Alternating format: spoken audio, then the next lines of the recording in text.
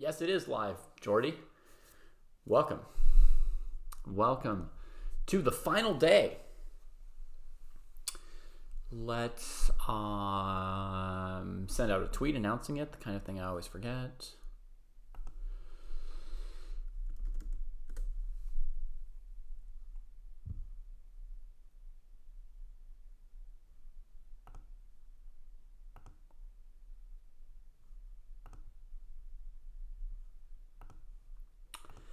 Okay.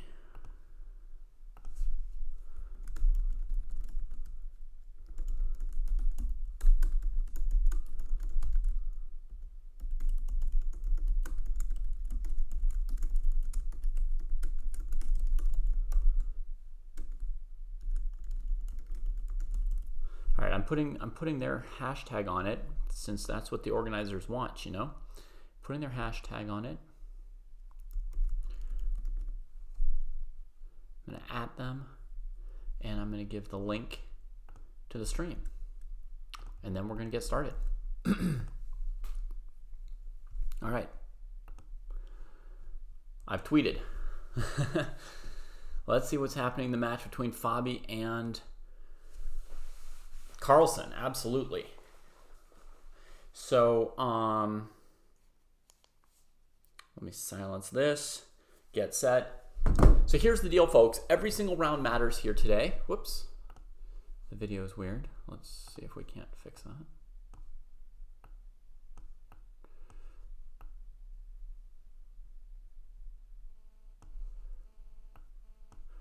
Okay. All right. Every single match matters. First, second, third, fourth, fifth, sixth, seventh, and eighth places are all being determined by 2-game matches, and today is the second game in each of those matches. Carlsen and Caruana are fighting for first place. Noterbeck and Levon Aronian are fighting for third place. Firouzja Alireza and Gukesh are fighting for fifth place. And Kamer is fighting for seventh place. And each different place has different prize money, so there's always an incentive based on the prize money. But the other step is that the top 5 qualify for next year's GOAT challenge. So that's an extra incentive there for Gukesh and Alireza. Firouzja won the first game in that match yesterday, so Gukesh needs to win today to go to a tiebreaker. In the very top bracket, we finally had a couple draws. We had Carlsen and Caruana draw yesterday, and we had Noterbeck and Levon drawing yesterday. Okay, so that's the situation. In either of those top 2 matches, if somebody wins the game, that's it. They will win first place or third place, depending on the match. You can see below here, right? But before we get into the action, they had a little challenge they sent out yesterday on Twitter to do a rap about their tournament, the Freestyle Chess Tournament. So I wrote one last night, and I'm going to perform it for you here really quickly. And then, let me switch to a full video.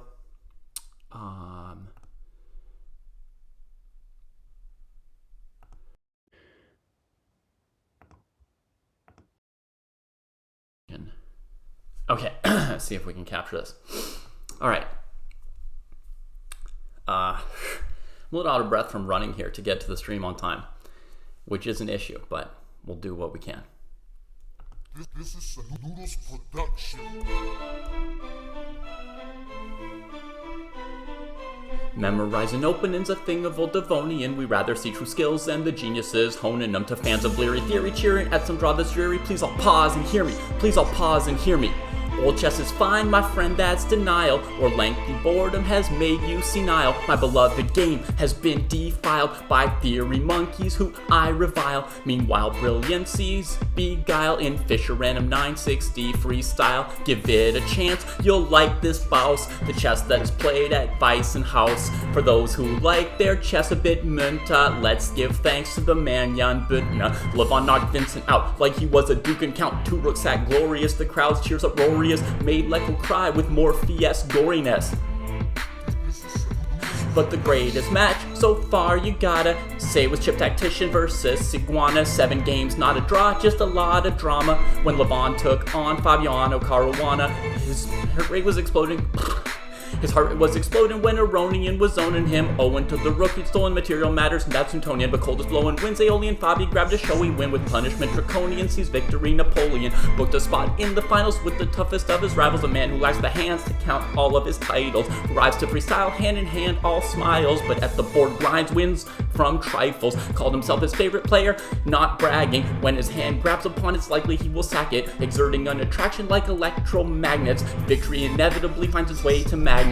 But who will win? Tomorrow knows, so keep your eyes fixed on freestyling goats. Alright, only messed up one line, I think.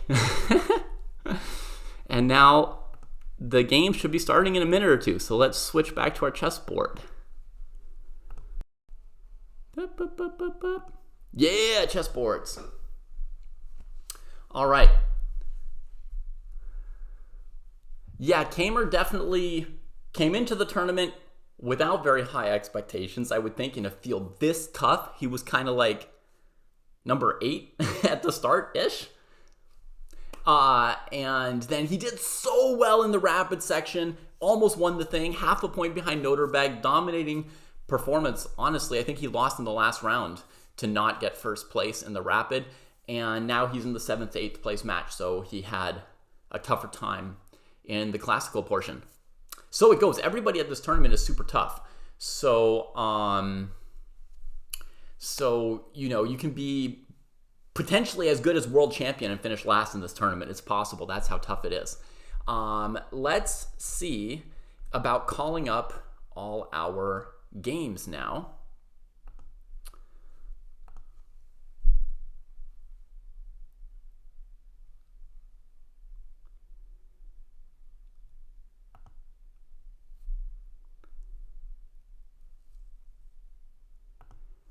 So here we've got Fabiano and Magnus, their position from last night where they agreed to draw. I saw Fabi's interview. It's cool if you have the time to check out the player interviews. Those are really special. But I saw in his interview, he said that the position was completely safe at the end. It's not like he was hoping Magnus would give him a draw or anything. He just thought dead, nothing going on when he made his choice to trade off like this. He says when he trades off, there's nothing left, puts his queen on c3, and there's nothing for either side to do. Wow. I wouldn't have known that. I would have thought, terror! Terror! But okay, let's find their second game.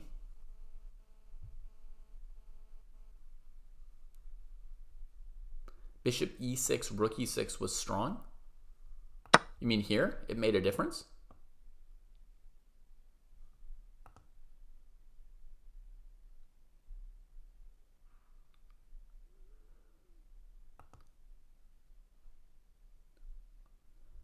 Seriously, Cartier? Rook e6, leaving the bishop here? And then playing b5, queen a3?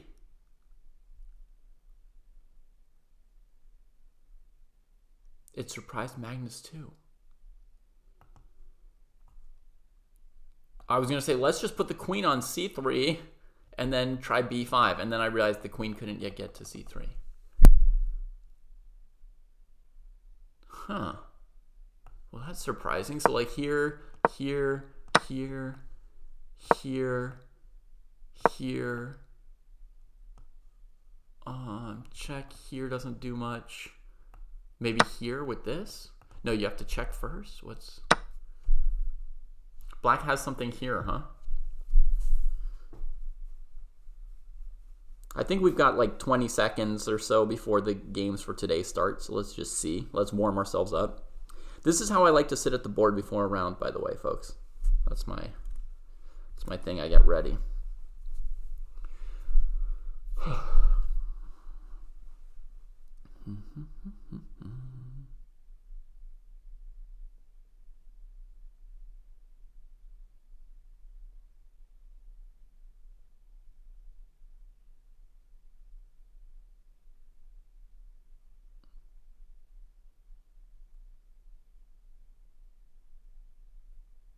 Okay, I think we throw in this check.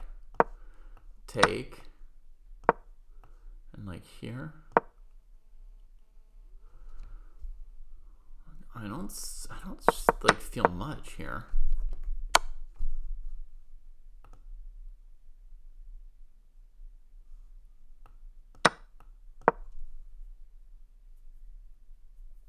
Or this way if we're going to retreat anyway.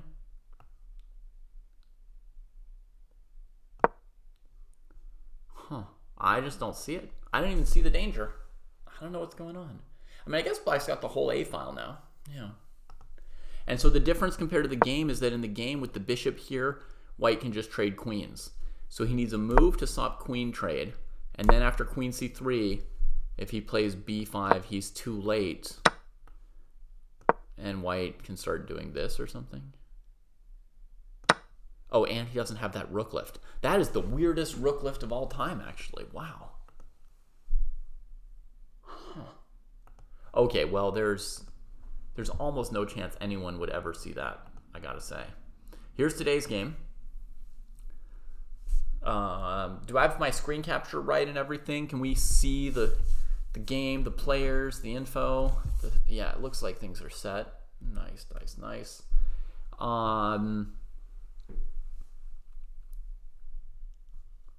Let's go over here.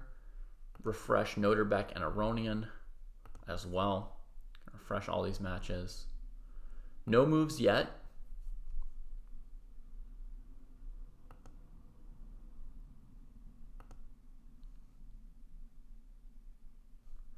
This game here, I didn't get to see the whole thing. Maybe while we're waiting for moves, we could look through some of this game.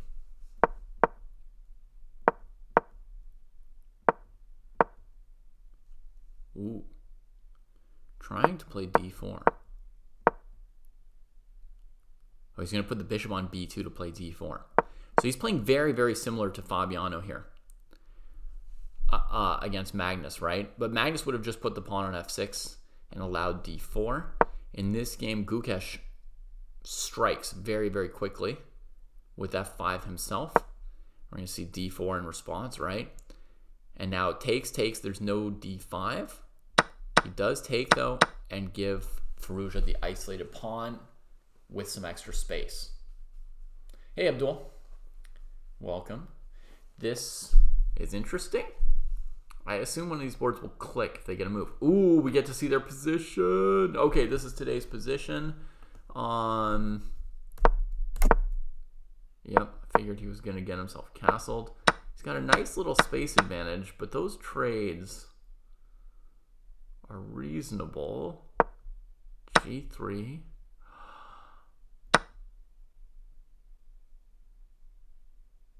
He wants to go knight d4 to e6, so Black's in great risk. Takes the pawn to avoid worse things happening.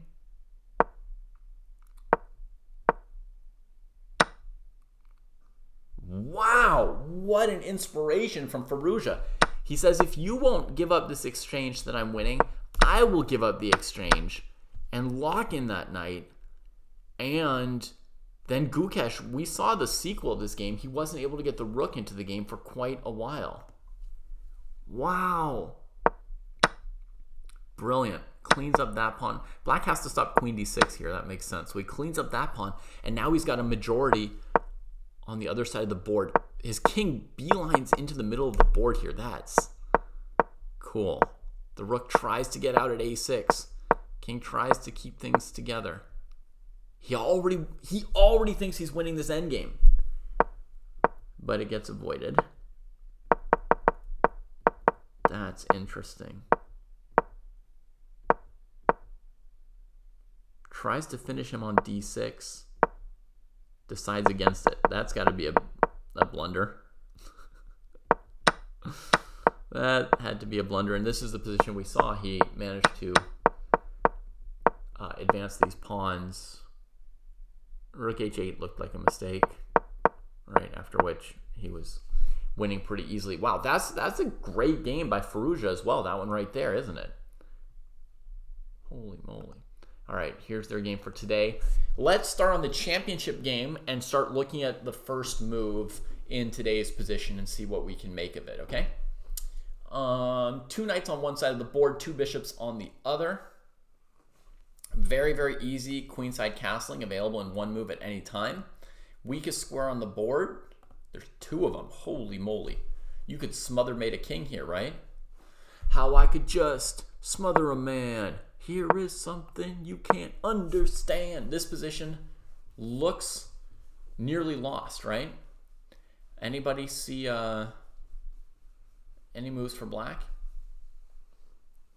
I would not recommend that you keep copycatting.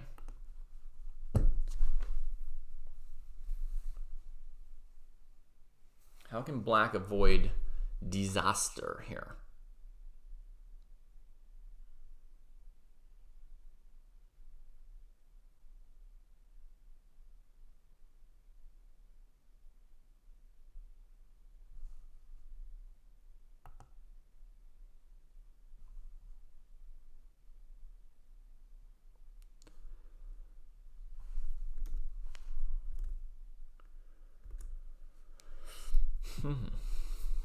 Chat is deep in thought.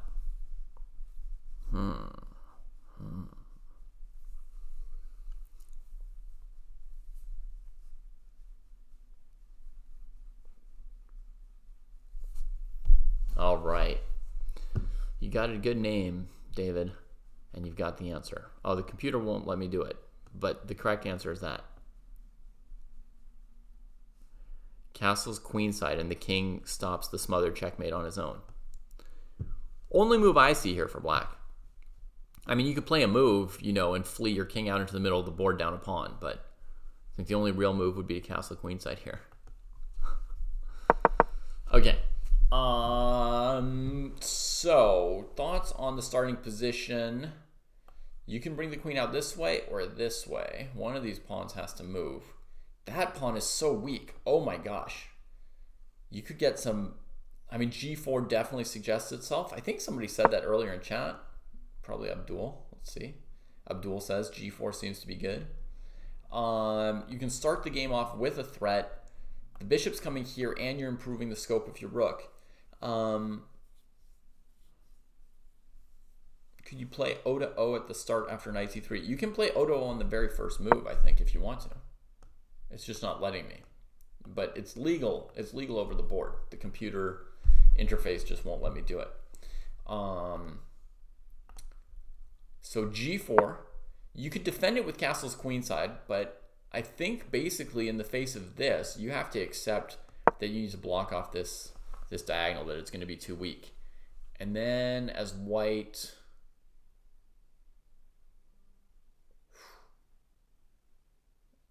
It's complicated. I guess I would do this. And when black goes here...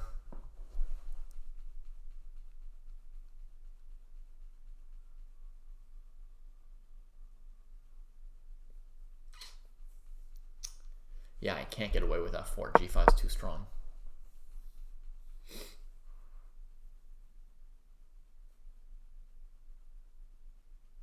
Okay, that means that black can actually achieve G5 themselves next move if they want to, no problem.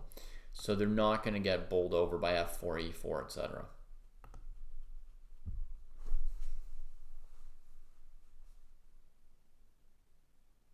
In the starting position, if you want to play castle's kingside, you'd have to move both bishops, which is not easy. No, no, no.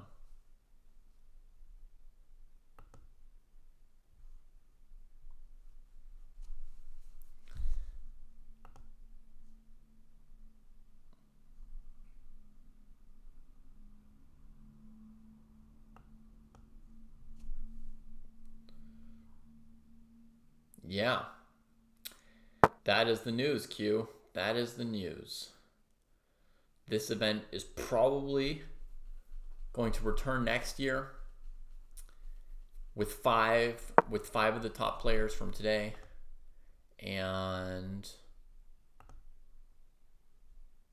C4 on the first move.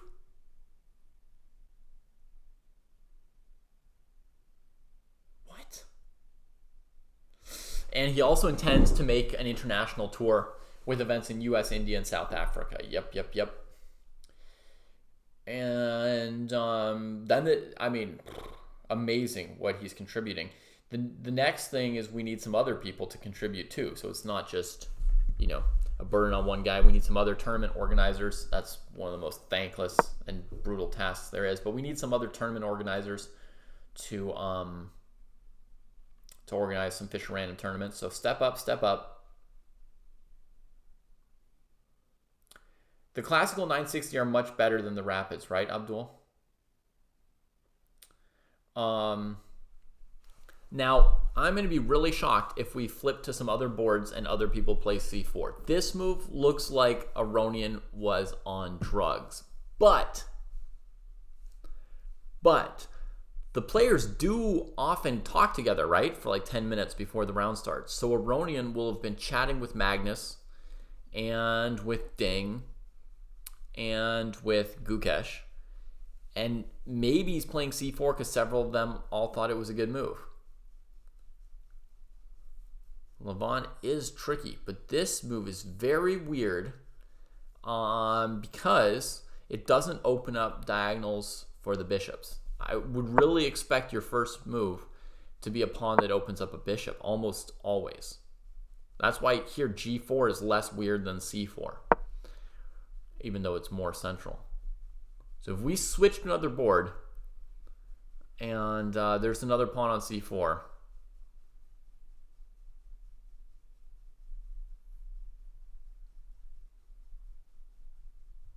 I'm going to be shocked. Magnus played g4. There we go. There we go. And over here, Gukesh played d4. Which is not totally obvious either. And Firouzja answers with g5. Now let's go find Kamer and Ding.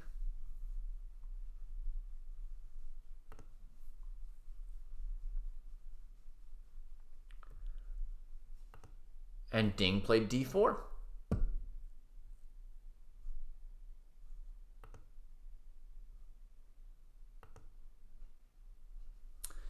All right, so here, Levon shouldn't be thinking too much about g5. This is a really obvious move for black. He had a choice between knight c3 and castle's queenside. I would have played knight c3. He does. So he's immediately setting up an English structure, something that he likes. Maybe he thinks the weaknesses from g5 aren't worth the activity and that g3 or g6 might actually be better. And so with c4, he kind of tempted black to try and take over playing white with this move g5.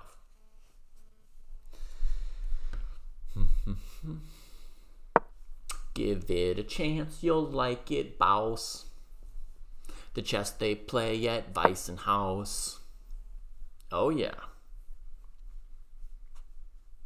Let's go, Nodirbeck. Hit him up, hit him up. d6.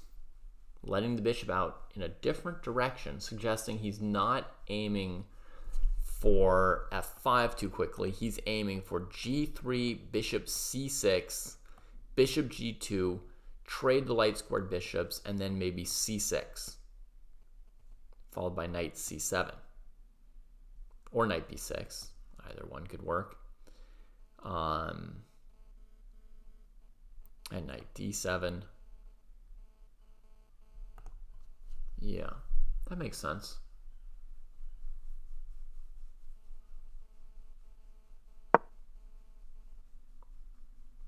There's that g3 from Levon that we expected. His plan is to play a very, very normal English, folks. He wants to go bishop g2, d3, bishop d2.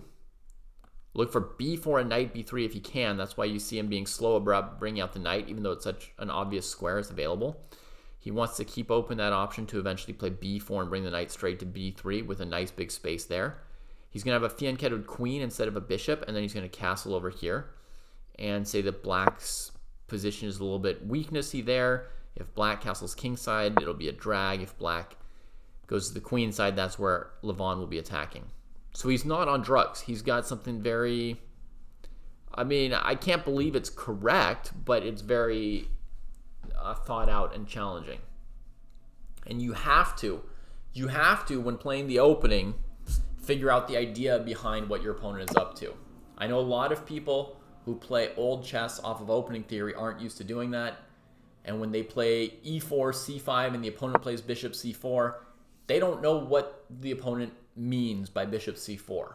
What white might be thinking, what the idea might be. They just think, oh, that's a bad move, that's not theory. And then they don't really know anything else to say about it. But here, you absolutely have to understand your opponent's ideas and take them into account when you go against them. If only king and queen changed places, DL Borger, I feel like everything would be exactly the same. You would just need to be able to do flips in your head, symmetrical flips. If you played d4 and they played d5 and you played knight c3 and they played knight f6 and you played bishop g5, you would be playing the Ruy Lopez as long as your brain could understand that you were still playing the Ruy Lopez. So the answer is 100%.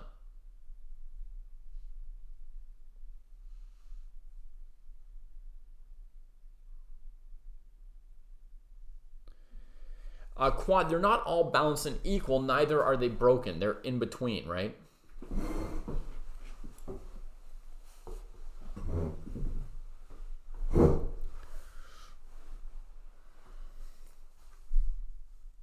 Oh, DL Borger, you think that if you castled towards your rook, your king would go to c1, not to b1? Ah. Gotcha. Okay, well, in that case, DL Borger, it would have like a 1% effect on theory. 99% of theory would be the same, and like 1% would be different there. Awesome. Thanks, Pepper Picante. That is kind of you. Okay, so sneaky from Levon. And Noterbeck is now thinking quite a bit, so you can tell that he is taking into account how Levon is planning to set up the whole game. And he's thinking like, okay, what am I going to do against that, right? Like maybe after bishop here, I'm not going to trade and help the queen get slightly better. Maybe after here, I'll play h5. Right? Let the opponent trade, play h4 as soon as possible. Really gain that space, increase the scope and activity of these two pieces, and make it inhospitable for white to castle kingside. He's trying to come up with different ideas how he can play against this plan.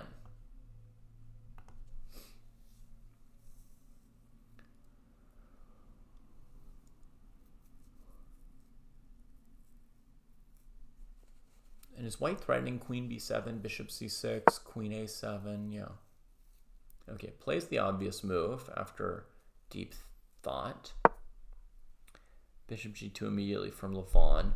This is just the first idea I came up with. Noterbeck put more thought into it than we are, and so he may have some other ideas of what to do next. Knight b6 doesn't really shake anything up for the moment. Levon will just play d3, I think. Magnus played, we have to refresh it to see, right? Because the computer can't deal with the castles. Magnus played instant castles queenside after g4, c6, which is the move I predicted against g4.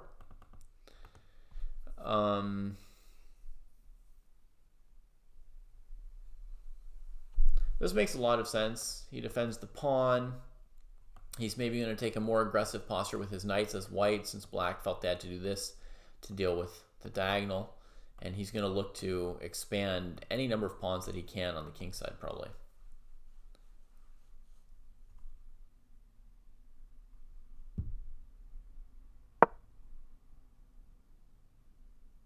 Yeah, and as I thought, Fabi's next move can be g5 after c6, and he does go for it. Can I personally play 960 blindfolded? I bet. I would have to take 5 seconds to check where the pieces are and make sure Make sure I had the starting position right before I got going. I think 5 seconds would do it. And then it should be fine. And I would hope I could play a bunch of positions just like in old chess at once. I don't see why it should be a problem.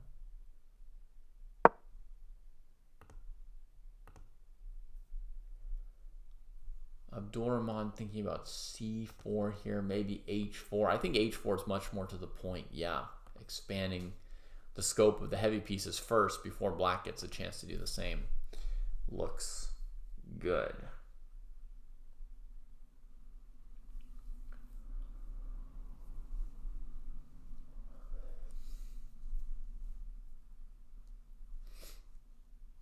Man, Kostya and Jesse really missed out on the tournament of the year, didn't they?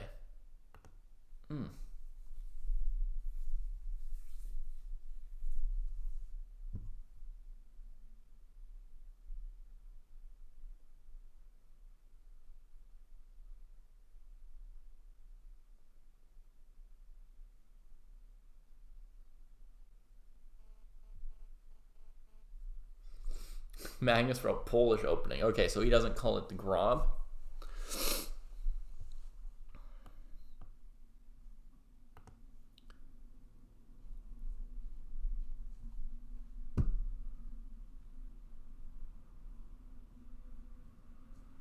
Yeah. Okay, well, let's just think about some different, like, let's scan for options before we get too deep. h4 is obvious. Bishop g2 doesn't do so much anymore. Hard to play f4. You could play d3, bishop c3, like Noterbeck. But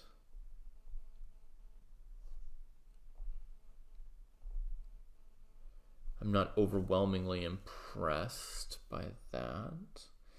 If you wanted to try and take over more of the center, you could go knight b3 and bishop g7. The idea to play d4, and thinking with our queen that we'll be able to play e4. So we could go for d4 and e4, trying, you know, black will play d5 probably, and we'll get a Caro kind of structure.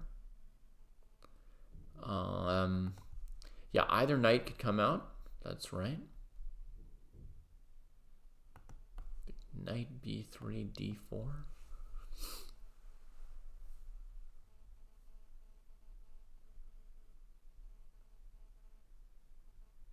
And an interesting thing, like let's say we go knight b3, bishop g7, d4, d5, here, here.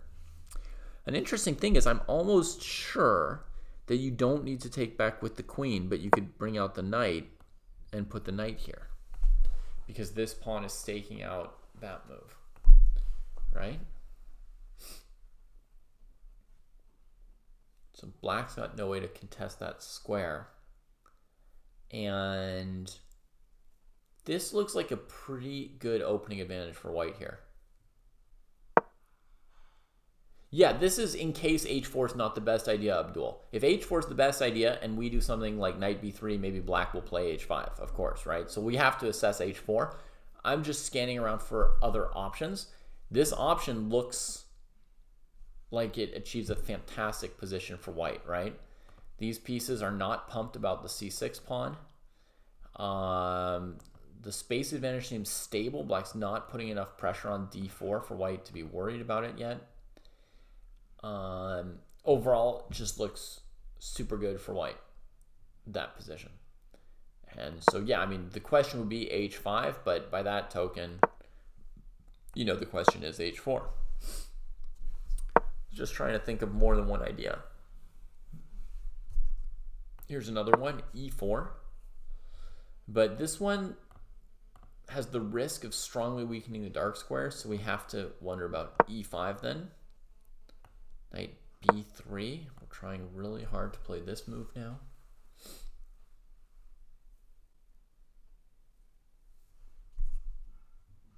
Only bishop g7 seems to really stop it, but that's a lot of queen and bishop trapped in the corner to control one square, right?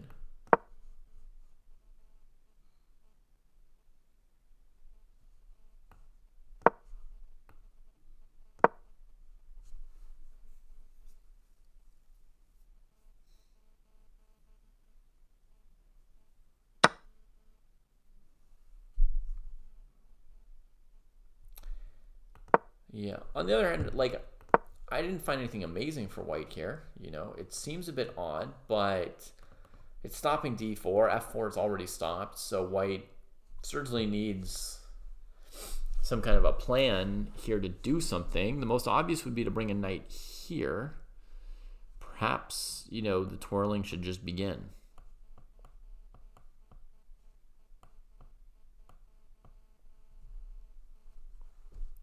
Maybe even without h4, h6, who knows?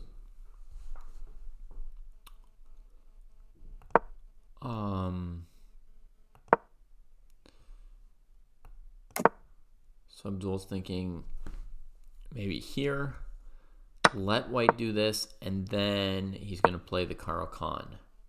Truly Caro-Kann. And if I go knight c3, we get the same position as before. But if I go e5, Abdul, are you sure that you're happy? The queen on h8 is really suffering from the space advantage.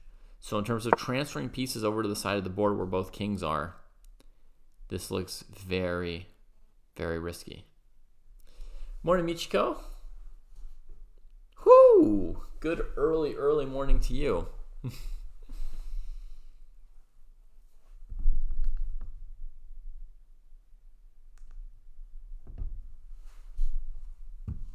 Yeah, you go f6 now.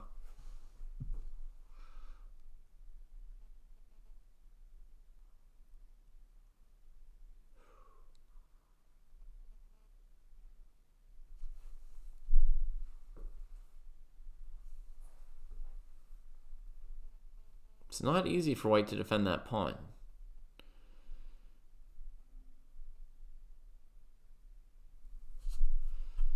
But, okay, I will go here, here, here, here, here, here.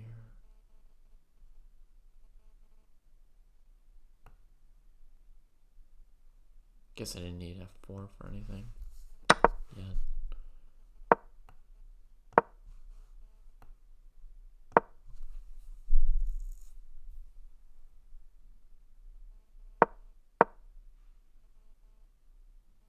White can play e6 against that move. That's not great. Actually, what about just e6 already?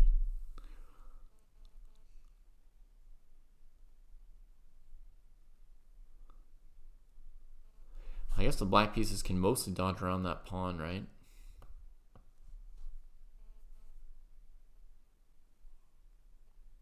Yeah, you do. Yeah, the quick f6, that's a move. That's a real move. Oh, but Abdul, what if we leave your pawn at f6? Now that I've had that idea, what if we leave the pawn on f6? Am I going to lose this pawn? That's the question.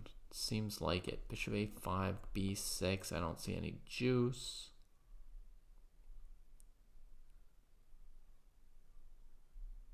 And he hyper accelerates his English opening with b4.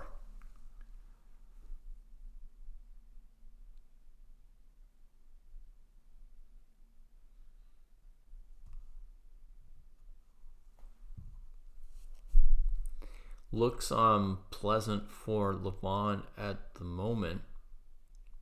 I know Noterbeck invested a lot of thought, and I know that I said Levon's opening looked second rate, but I'm quite unconvinced by Noterbeck's response.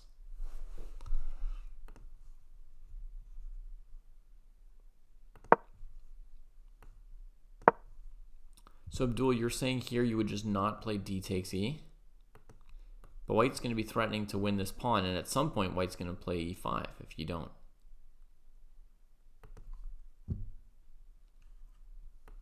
I guess you can develop while defending.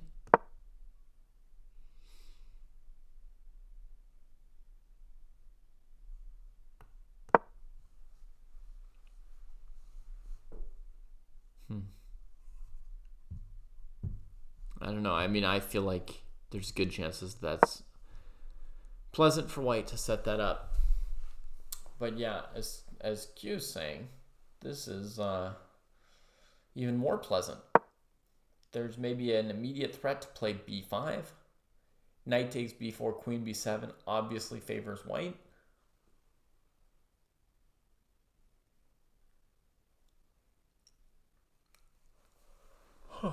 Just can't understand why he helped the queen out and what he is planning to do with his position here.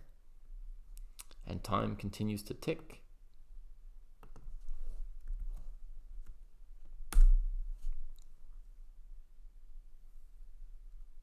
Oh, look at that.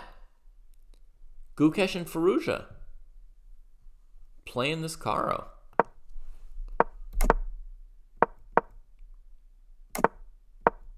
E4. Now, if black took it, would he have really taken with the queen? Because that's allowing bishop c6, maybe. Oh, he would play d5 then, huh?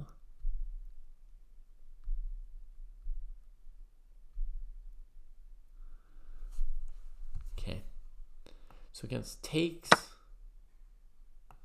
queen takes, bishop c6, there's d5, so e6.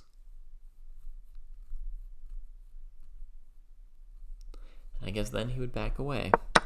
I'm not totally convinced, you know. If he plays knight c3 here, there's rook takes d4. Pawn's hanging. If you go knight b3, since you don't have g4 and black has f5, and I don't really want to get into this fight personally.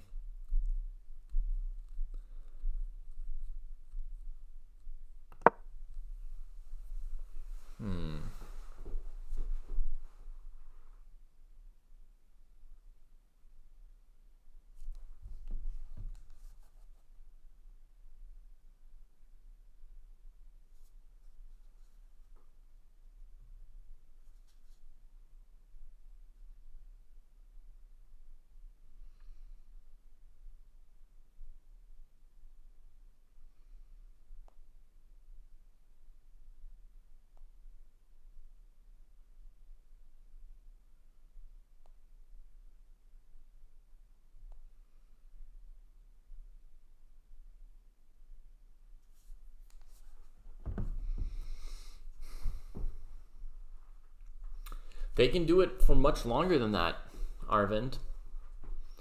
They can do it for 10 hours. I think Firouzja should have just taken immediately, for sure. So this is surprising. E6, knight c3. It's already surprising to me. And they develop, and now he takes. But there are more moves, right? Is that the live position? Okay. Now he's taken. Pretty similar.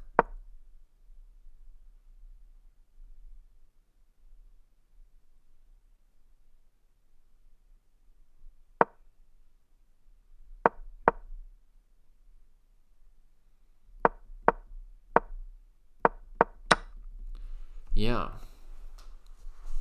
Now they're getting the d4 position anyway, but I feel like, is there nothing better white can do in here? Because I feel like taking on e4 is correct for black, actually. Which is really weird because in the French normally, sorry, I'm struggling to process something that's bending my mind a little bit. I feel like in the French normally, d takes e4 is sort of a major concession for black.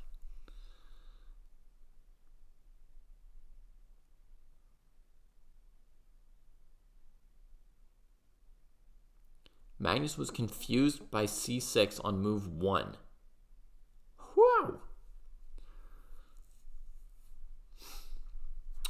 Rajesh, my opinion is it's much more fun to play Chess 960 or Fisher Random or Freestyle Chess instead of the Sicilian Con. But if you want to play old chess, the Sicilian Con is perfectly fine. I don't know which variation it is of the Sicilian. I always get confused. But whichever it is, I know it's fine.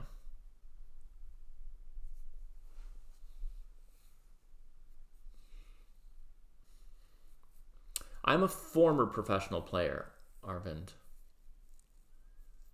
Now, the majority of my time is spent as a father. That's my main full-time job. And my side gig is this, teaching chess, commenting chess, looking at chess, etc.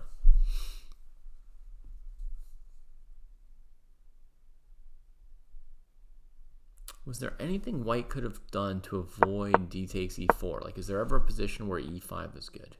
So we already know from before that f6 can be a big move here, right? f6, f4 is available now with the pawn on g3.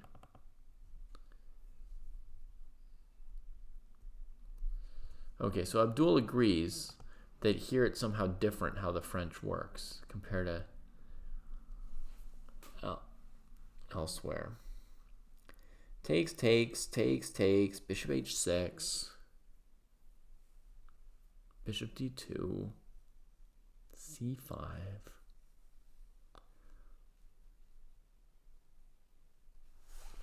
Looks like white might not quite be able to hold this together. Black's pieces are actually well placed to get out of this e5 structure, and the knights still have good squares here. The center's not hurting like any of black's pieces.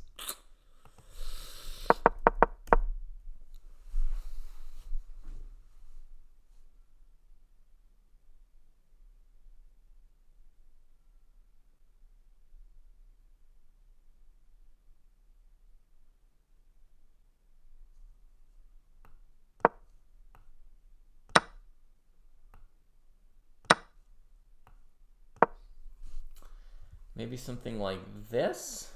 I'm not sure what happens with the symmetry if black goes knight c6.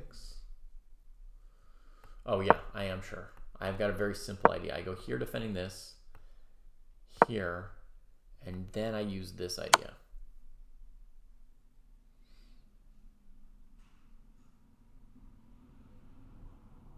Ooh, maybe I can even do better.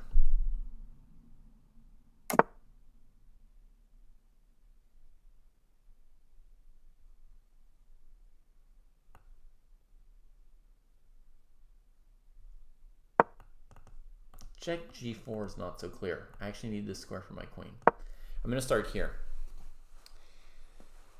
And I'm going to argue that white's a little bit better because of g5 instead of g6, weakening squares on the f file, and we get our queen here first. And this square is weak. Whether our bishop goes here or here, we can get this square, keep the black pawns separated, and play a nice little positional game. Could also throw an h4 here. It's not bad, but after g4, we have to work to get the queen out. So I said it's not bad, but what I meant to say is it is bad, right? So queen f3, and I'm going to confer maybe a small edge on white here.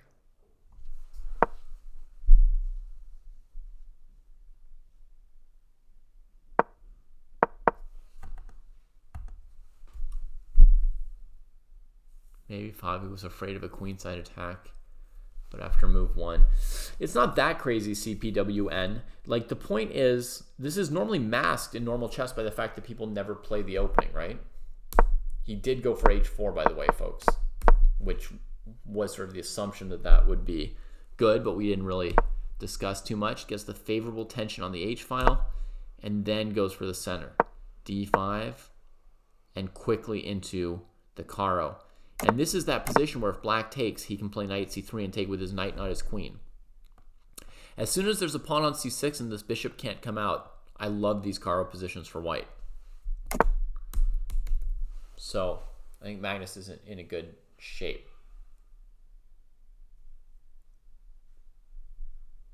But okay, masked in normal chess by opening theory is the fact that chess players have all kinds of different ideas about the priorities in chess, right?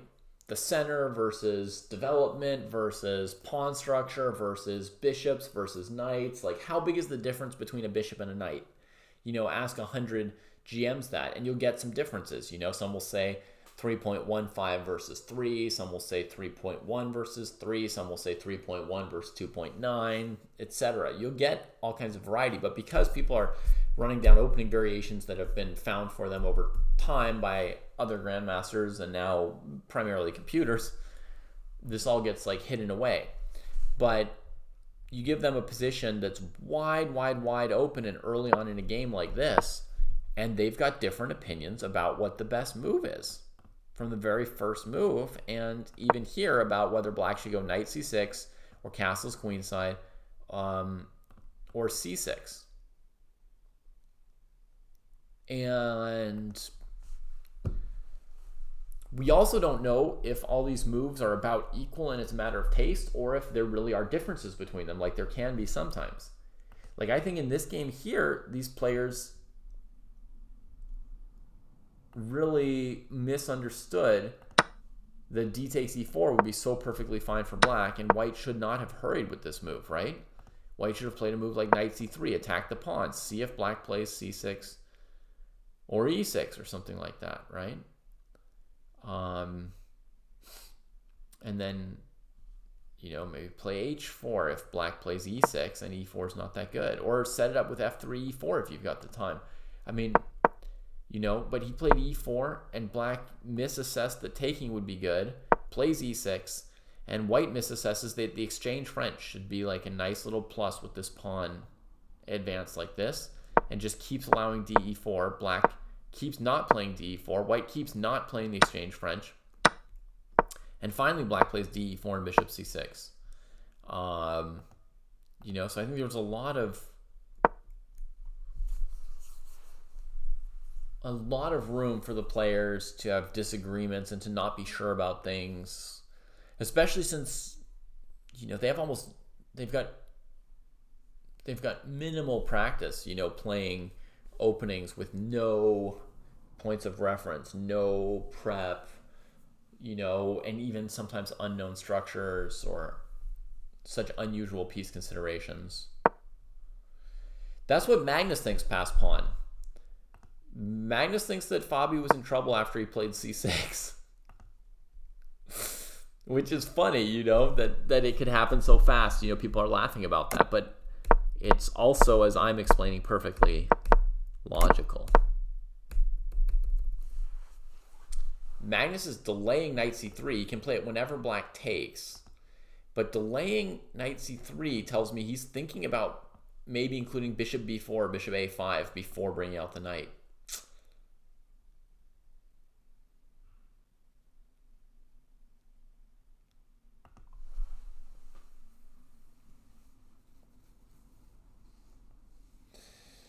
Bishop a5.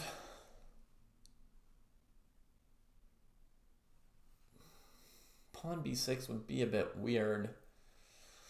Knight b6, you're a little bit locked in. Knight c7 maybe in response would be fine.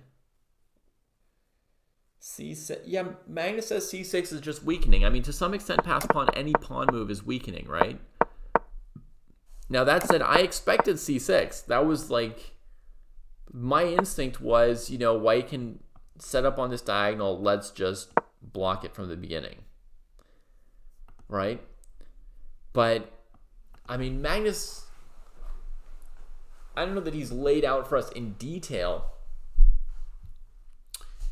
exactly what the weaknesses are and why it's so bad. But if you spend a move on a pawn move in the opening that's not letting your bishops out, it's rare that that's great, right? It might be like playing f6 early in a classical game. A little bit past pawn, right? I mean, it takes a square away from the knight. It doesn't give the rook real scope. It takes away a direction from the bishop. Notice the difference between like the French and the Caro in this position. It's kind of funny. It's the opposite of the difference between the French and Caro in old chess, right? In old chess, the Caro's advantage over the French is that the bishop can still get out. You challenge the center, and your bishop can still get out. Here with the French, the bishop can still get out. But once you play one of these Caro positions, your bishop is struggling to get out, which is like It's like the bad Caro bishop instead of the bad French bishop in this one. So, you know, I mean, that's a little bit the knock on c6. Like, first of all, you're black, then you play a pawn move that doesn't improve your development. And then you add to that it does commit some squares, and you then castle to that side. Yeah, it's a little bit bad. Subtle for now. Okay, Maggie does go knight c3 in the end. No bishop b4 heroics. His bishop has a pretty juicy diagonal on g3, so that would be a reason not to get too fancy with the bishop. Going like this is, I guess, just not that amazing.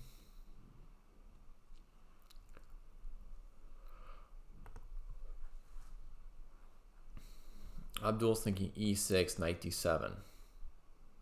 It's solid, right? And we've seen that it's very hard for white to play e5 because f6 just breaks that structure apart very easily in this setup. With the queen, she actually does the work to bust herself out.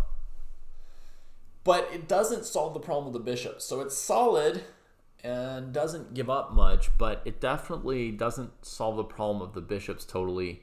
And white will go, f3, bishop g3, and have a pleasant little plus, probably.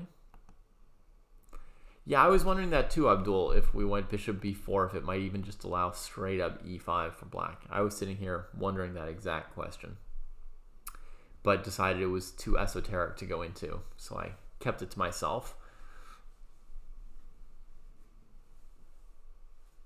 Because honestly, it just does make sense to put the bishop on g3 instead of going fishing, so we don't need to look too hard at the weird move.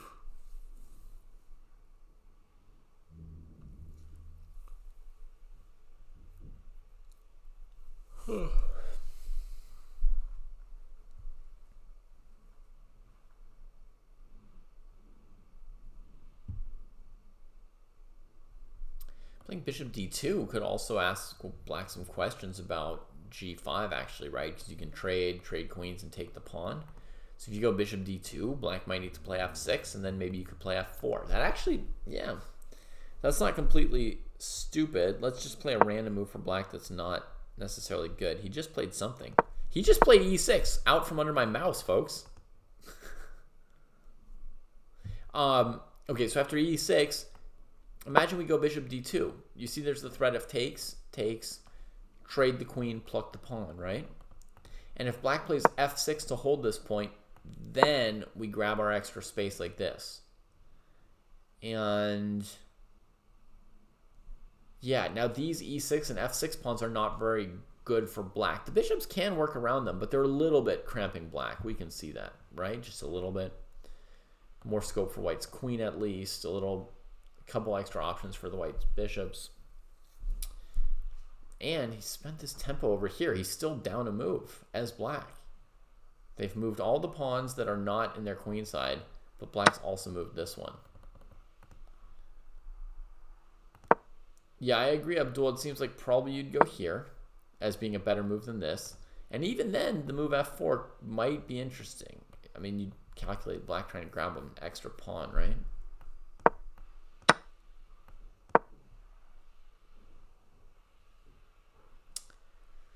That's really risky. It may look completely moronic, but my plan is to come back here and take this. Why can't I even do arrows, please? Now that I've taken a nice, strong, dark square position in the center. The moves f6 and c5 lack a little bit of punch compared to some of the other move orders we've looked at earlier, with white already having a knight on b3, black having spent a tempo on c6. Bishop d2 to e1. I admit it looks completely stupid, but this looks actually crushing for white. Like, really, really good. You never know if you turn on the computer to check these positions if it's going to say like actually -1 or plus 0.5 like you expect, or surprisingly plus 2.5, and you're like, oh, I'm just winning like that. I didn't realize. Like there was the Kamer Ding game yesterday that I was playing through, and I was like, this looks amazing for Kamer, amazing for Kamer, amazing for Kamer. You know, wow, what a game. I mean, what a position to get as white. You know, but then at some point I went and checked the evaluation with the computer, and the computer said like plus 2.3. And when I was saying amazing, I meant white was like plus 0.8 to 0.9 in my mind, right? So I was just so far off on the appreciation of where the advantage was growing. And it could just as well have said that Ding was bad. No, I don't think, not that one. That one couldn't have gone either way. But black could be better here, and I'm missing it. Like, maybe somehow they just break with c5 and f6, and I haven't calculated how it works. So, anyway, e6 is played. Magnus has a range of possibilities. My first idea was f3, bishop g3. But we also have to take bishop d2, f4 seriously. And in this line here, bishop d2, bishop e7, f4, we took the gambit pawn. We could also take towards the center, right? And get this position. And here black remains solid, but white remains with more space, right? And although black's got the extra pawn a little closer to the center, there are situations where you kind of torment them about this isolated pawn a little bit. So, yeah, I'm not sure. Maybe bring the knight to f6, fight against these squares, and everything will work out for black. Maybe it's no big deal. I feel much better actually about taking this pawn than about winning, quote unquote, this h4 pawn and getting e5 like this. Yeah, I think this looks playable for black. Magnus has played bishop d2. Okay, so we weren't looking completely at nonsense here. He's just enjoying his little space advantage, right? Now Fabi's got the bad Caro bishop, struggling under the c6 pawn. Abdul idea queen g7, defending this, and then f6. Does that stop white from playing f4 though, Abdul? Or do you think my f4 idea is not very good, particularly?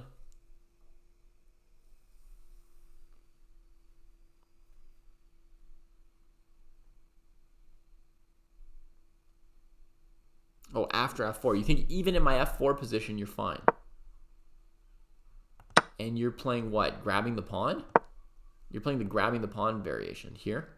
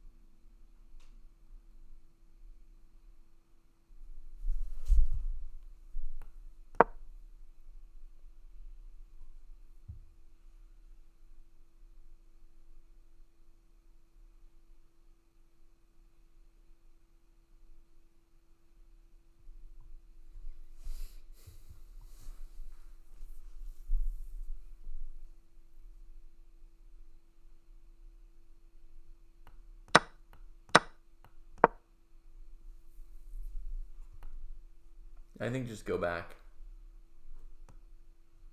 I suppose you could trade once. I think just go back.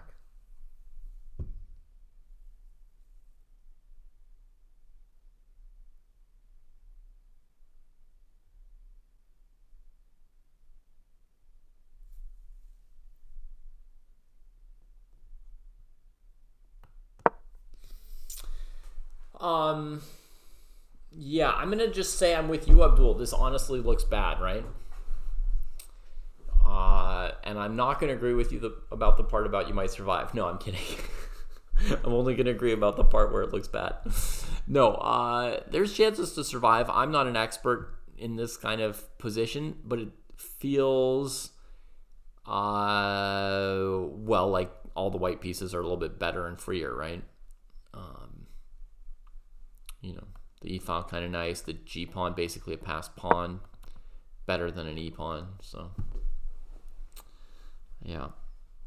I don't know. Interesting. Let's see if they've got any more moves. No, Fabi's thinking. Good news for Fabi, is at least that he's equal on the clock.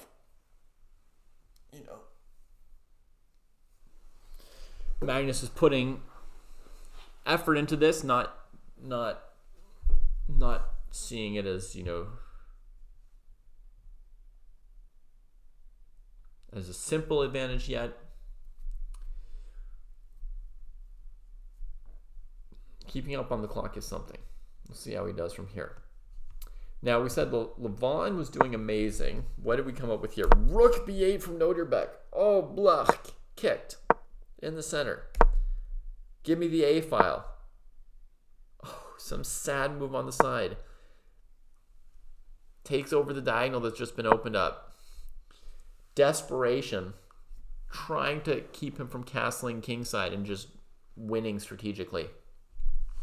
And you will remember, folks, that I suggested the idea for Noderbeck that maybe here, instead of trading and bringing out white's queen, I mean, the arrow is still there to show what I suggested before, right? You see this arrow? I suggested that maybe he should adapt to how Levon wants to set up his game plan by playing h5 immediately right here. And if Levon takes, then bring out the knight. But for some reason, he gave him the trade and then brought out the knight anyway, which walked right into b4, and the knight getting kicked around while Levon gains the space he wants, and rook b8, a wasted tempo, didn't develop a piece, just defending the pawn and giving up one option for where to put the king. Brutal. Brutal.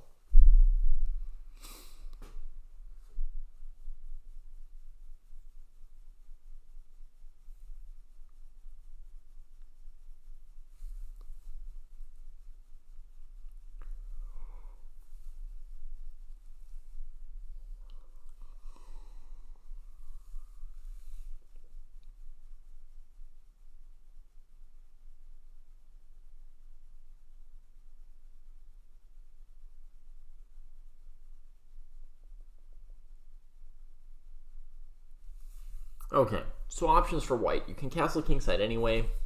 You could trade on d4 and then play queen e4 and go straight into an endgame, which is pleasant, but probably not maximal, right?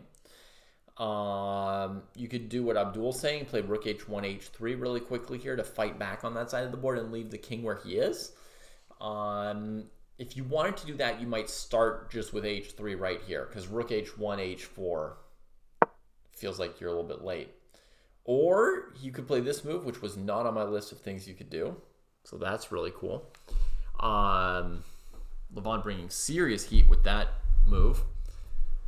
Isn't it awesome how they can play unexpected moves? Like how they can actually surprise each other? Normally when these players play with each other, they don't get surprised many times in a game, right?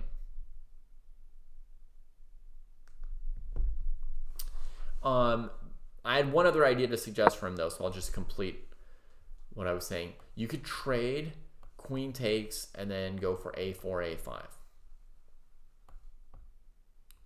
to kick the knight, and the idea is also bishop e3 to take on a7. So just expanding where we want to with knight d4, queen d4.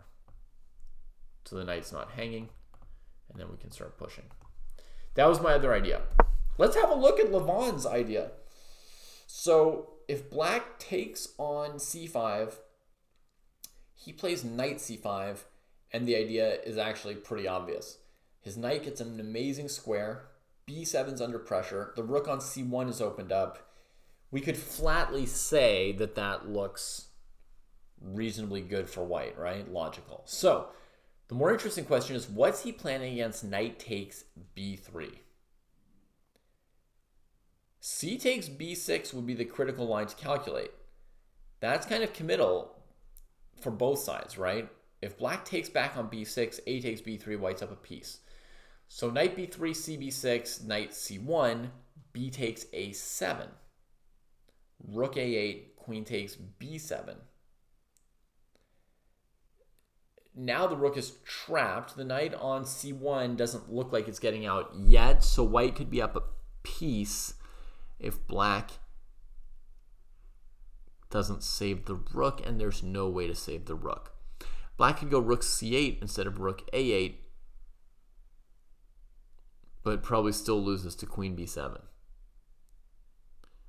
So I think knight b3 is just straight up refuted, and that is the surprise tactic that that Nodrybeck wouldn't have seen. I'm going to now play it out on the board for anyone who would prefer to see the variation instead of just hearing it. So knight takes b3, taking the piece, but white doesn't take back, allowing this. White takes. Now black's committed because the knight's attacked, and it's too late to retreat it. So, I mean, it's too late to take here because white takes the knight, right? So knight here, here. Here's probably even worse. So here and here. And what you see is that pawn on a7 is now worth as much as the rook that white sacked, but also this knight is trapped. So white comes out of this up a full piece and a second a pawn. It's just an absolute massacre. So c5, taking seems pretty bad. So let's look at Abdul's suggestion, which is to just retreat this knight. He says, I won't survive this, but show me how I will get crushed. Okay.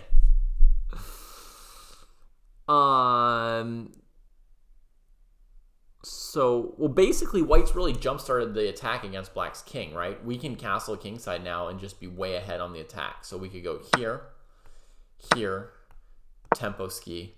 I think you don't want to send your queen back into the hole. You want her on this side of the board, at least, to maybe help you with some stuff. c6. Takes.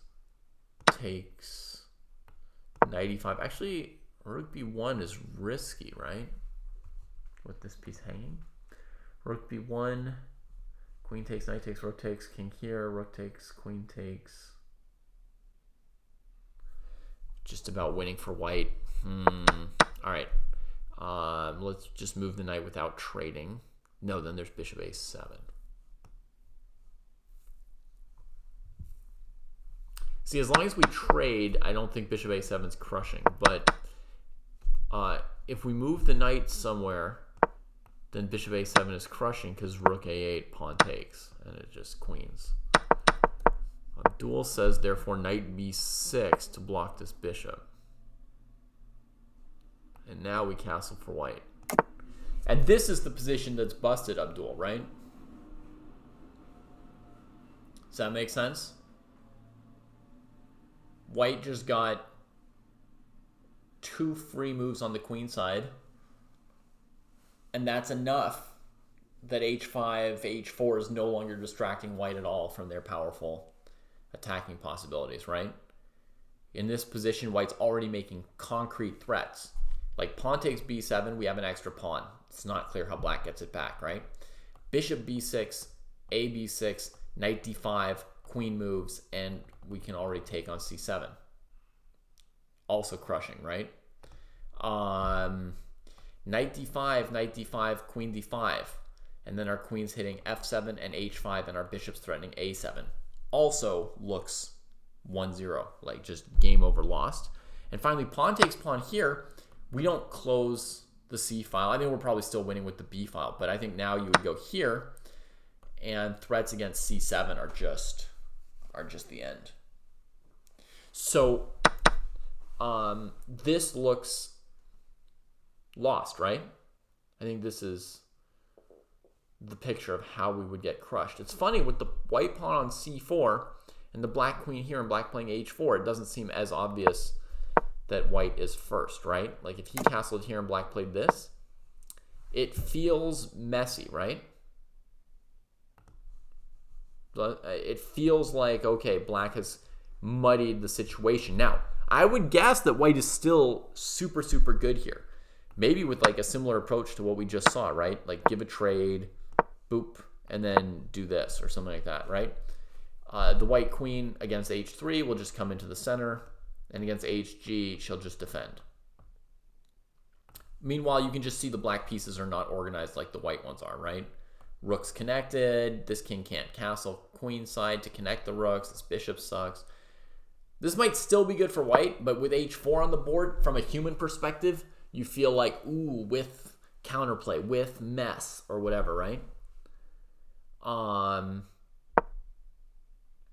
But that same position where white has played c5, c6 for free and is already, engaged with the opponent, face to face, mano a mano, pawn to pawn, that feels winning for white. He's taken, suffered the knight coming in, and defended the b pawn with the king. Still going to struggle to defend the c pawn, right? Oh my God, what a disaster. I 90% guarantee that the evaluation is already decisively winning for white. I can't guess if it's 1.5 or 3.5 or 7. Probably if I think it's this good, there's a good chance it's already like 5 or 6 instead of 1 or 2. Like if white's winning, they're just winning. Like for the computer, like this kind of stuff feels sharp to us. Like, oh, we castle, they play h4, we play knight d5, they play h3, what's going on, it's a mess. But the computer just calculates it, and then it's not a mess.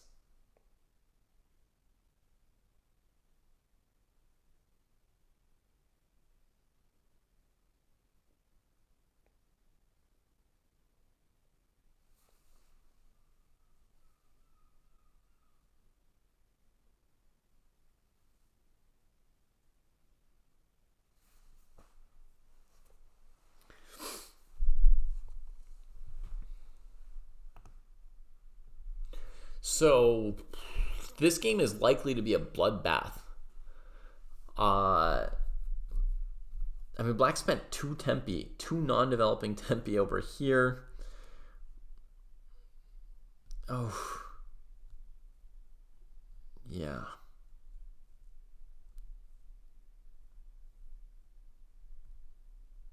Oh man, what a clubbing! He just really. Noderbeck really feeble game today, honestly, because right here he stopped and thought, and he should understand what we understood, I think, which is that Levon wants to play in English. And he just, he walked right into the greatest English the world has ever seen, right? First, he gives the tempo, puts the knight here anyway without white taking on c6, gets hit with this whole thing, losing time with the rook. Feeble moves there without ever developing his bishop, right? Gets hit with this. Loses the tempo on the king. Which move now, Cartier? Just castling kingside is the simplest. And then go for the kill. There's also no urgent need to castle, so I guess knight d5 would be a really simple move to play here.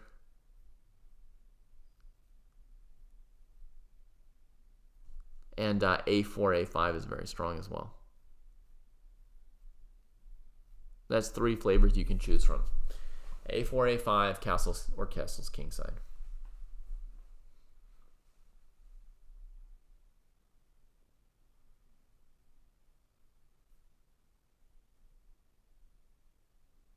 If you go a4, black's going to play e6, challenging the knight. How do I think about breakthroughs? So Nitham, at this stage in the attack, you've already opened a file, and you've already placed a lot of your pieces on good squares, right? So normally by this stage in attack, what I will do is I'll pick a target square and start looking at ways to make threats. Now, often you'll target a square, make some threats, and your opponent will like defend it or make one pawn move in front of their king that changes where your target square is. Like you could think about, I don't know how experienced you are as a chess player, but imagine you're trying to threaten like a checkmate on h7 against a standard castled king. right? Like they're castled with 3 pawns in a row in front of the king. And you threaten checkmate on h7. Typically, at some point, your opponent, instead of getting checkmated, is going to play either g6 or h6, right? One or the other. And then you have to stop threatening checkmate on h7 usually. You have to now switch to breaking through either the g6 pawn or the h6 pawn or something like that, right? You can switch targets once or twice in an attack, sometimes even 3 times, right? But it's still useful to have that first point of attack that you threatened to create some new weaknesses or concessions. Okay, so the next step here is to pick a target square near the black king. So you're going to want to pick one of these 6 squares pretty much, right? And exactly, my next question to you would have been, and you seem to be amply strong enough to figure this out quickly, would be what square do you think you might, or Aronian or I might pick as the target square for white's attack here? I see he's made another move, so we'll see his move in a second. But the answer would be c7, right? That's a very logical square to go after. And that suggests to us also a candidate move, bishop f4, which I hadn't mentioned to us just yet, right? But when you think thoroughly like that, it can bring up some other possibilities, right? Castling would be an idea to bring one more reserve. Then you've got 2 rooks available before you start making decisive moves and threats and so forth. They're playing a couple moves quickly here. That's interesting. Must have started a forcing sequence, and I think we'd like to see it. But so you see with my move knight d5, I'm clearing the way for the rook to get here, but I'm also looking at a secondary target square. Knight d5 is looking at this square, right? That's potentially a major threat for black to deal with.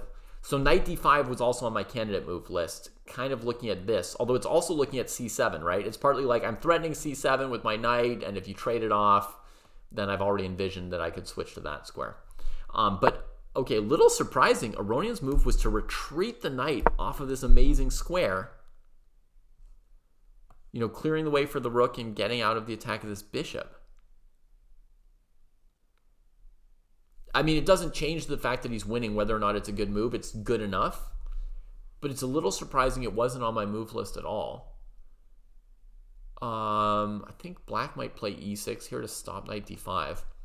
Against knight d5, by the way, the critical line would be knight d5, knight b5. Defending c7, winning a pawn, and not bringing white's queen in. And that's the line that if you want to go knight d5, this is the one line you have to calculate to a point of satisfaction for yourself, right? Looking at it now, a4 looks very strong against this, right? Kicking the knight off of defending c7. But I hadn't calculated it because, you know, we're talking about a lot of things and I'm not calculating the way I would in a game. But I had seen that this was the critical move. And if we weren't all hanging out together, I would have been crunching variations after it. You know, like, can you do anything here, right? And, well, I came up with a4 in a couple seconds, so I would have come up with a4 at some point pretty soon there. You kick the knight. I feel like it goes to d6, but it could go somewhere else. And this is going to allow black to capture like this without sustaining the checkmate threat immediately. And the knight is well placed to cover that weakness. This position is still winning for white, by the way, even though I think I've just played feeble moves for white. So I'll tell you that if black did this, we would look at taking on c7 now that the knight's not there. Right? So now you look at knight c7 as a sack. And you just have to calculate, you know, knight check. From here, it's double check, so the king has to move. It looks like it has to move off of the c file, and we take the rook for free. Now we've got a rook against a knight, and we still seem to have like a winning position. Black has some small chance to trap the knight and win the game, but essentially it looks like black's completely lost, right? The move a5 coming next would be crushing, so would bishop here, so would just castling and getting the second rook onto this file. It's lost. So that would mean that after a4, black might have to try knight takes d5. Now we don't need to waste a tempo on a5 like I did in the other line. So now we come here, and the knight comes here.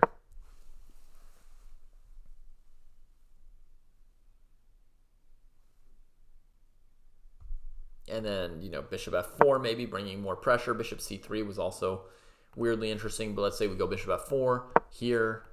Knight takes, pawn takes, queen takes, king takes. If we had castled, the move rook c7 would lead to checkmate now. But we haven't yet, right? So you could sometimes get to a position like this and then say, oh, I need to castle. And then you go back and instead of a4, you castle.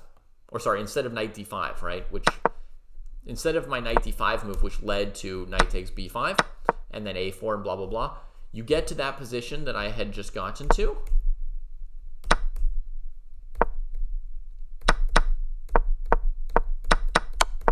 You get here and you say, oh, let me go back and castle, and then I'll be threatening, these kind of moves. Or, depending on the personality, someone might keep calculating here, right? And so they may go here, here, here, and calculate whether this is winning, down a rook and a knight. My guess is 50-50. It could still be winning. In my approach to chess, and this is not necessarily a good one, but very often I will keep looking at this position and keep churning. And to figure out this position, you have to look another 3-4 moves ahead, right? You're correct that this looks very risky, but I'll just say, without getting too deep into it, because there's so much going on beneath them, that chess is risky, period. The best players don't avoid all risks. Like, they know that chess is inherently risky and that they have to take risks to win their games, and they do. To them, it's not like particularly risky. It's just like the work you have to do to find the win. You have to look at options like this, and when they work, go for them, and when they don't, don't. So I would spend a lot of time analyzing this position instead of looking at more different options back here on move 13. And so I very likely would never even notice the move that Levon actually played in the game, knight b3, because I'd be so busy looking at some longer variations with knight d5 and a4. I would probably find more than one candidate move for white, but I would look too deep into them, right?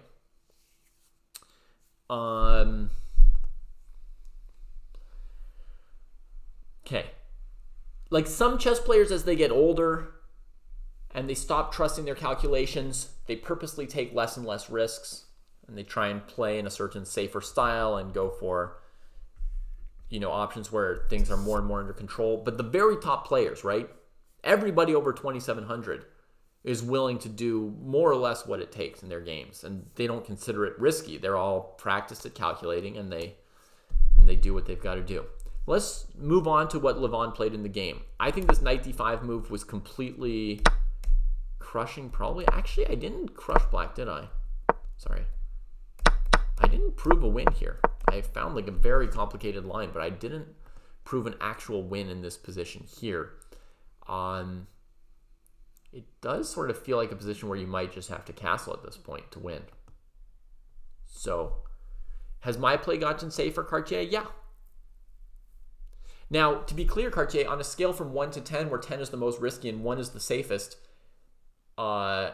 before I had kids, so up till 10 years ago, from the day I started playing chess until the day I more or less stopped 10 years ago, I was probably more than a 9.5 out of 10.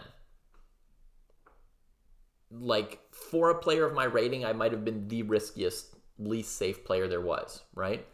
So now I might be playing, like Abdul says, I might be playing somewhere around like a 7.5 or 8.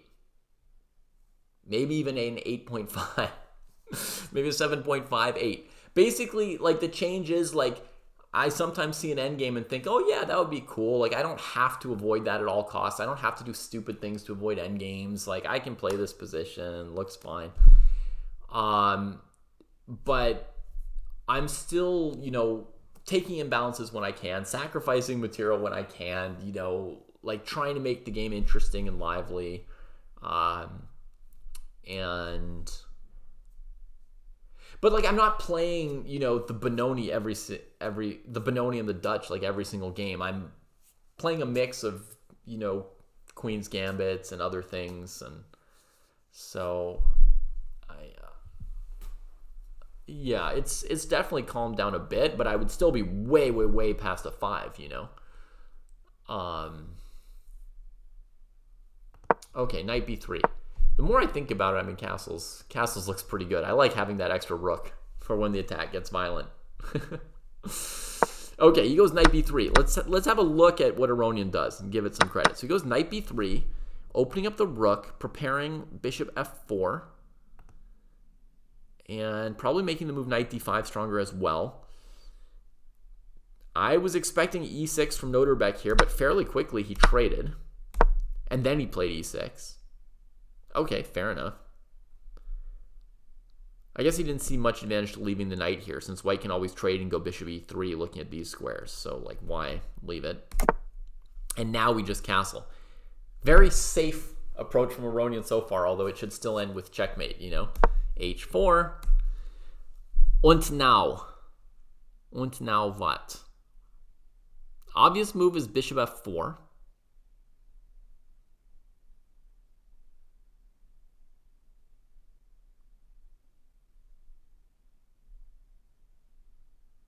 Hey Abdul, I'll still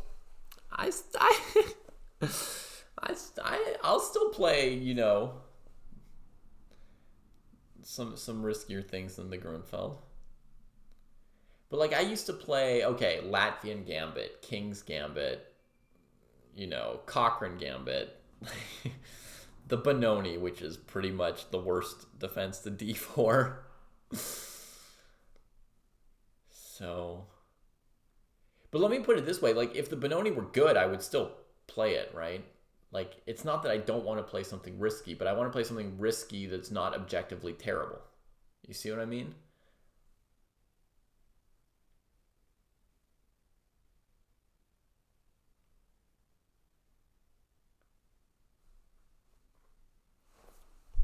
All right, so we've caught up with the live position. H4 played by Noterbeck.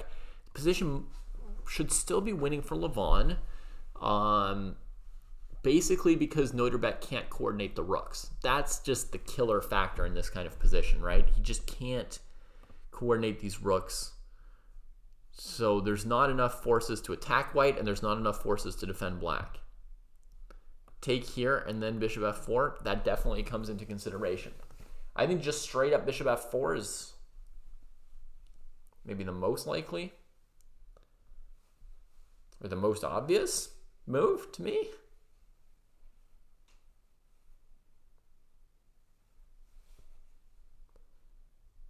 I don't see a huge. I'm not sure why we would want to take here first.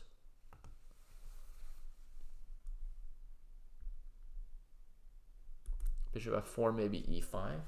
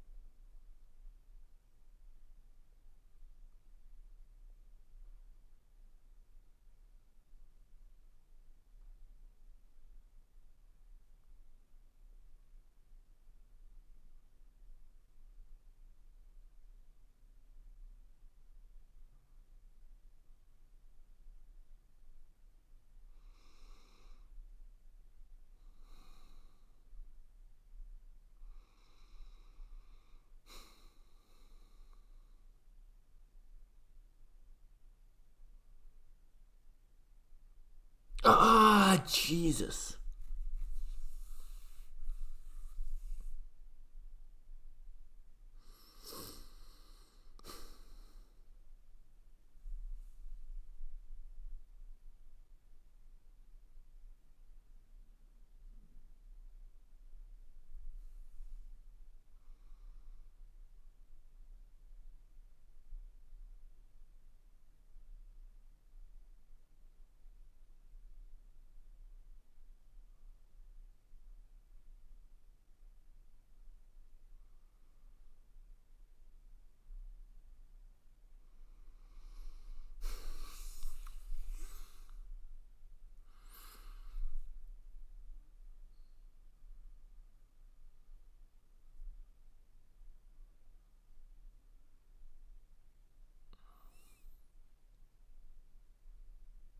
He's played a move. What a weenie move. What a weenie move coming off the C-file. Holy weenie. All right. I'll show you the risky lines that I calculate that don't work instead of the lines that Levon plays that do work. So I would play this move. They would play this. I would sack my bishop. Takes, takes, takes, takes, takes, takes, takes. And now you can't quite checkmate, unfortunately. I considered this, and you can walk the king around the park like this if you like. You also have the attempt to b4 here to take away the flight square, but that gives the opponent time to cover rook c6. Then I thought of throwing in this move, b6 takes. By the way, if c6 takes, right?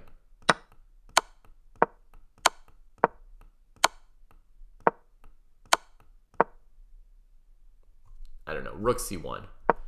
Maybe just here to get a new queen. But takes here, here, here. There's bishop c5, right? And now, oops. So finally, I came up with this move.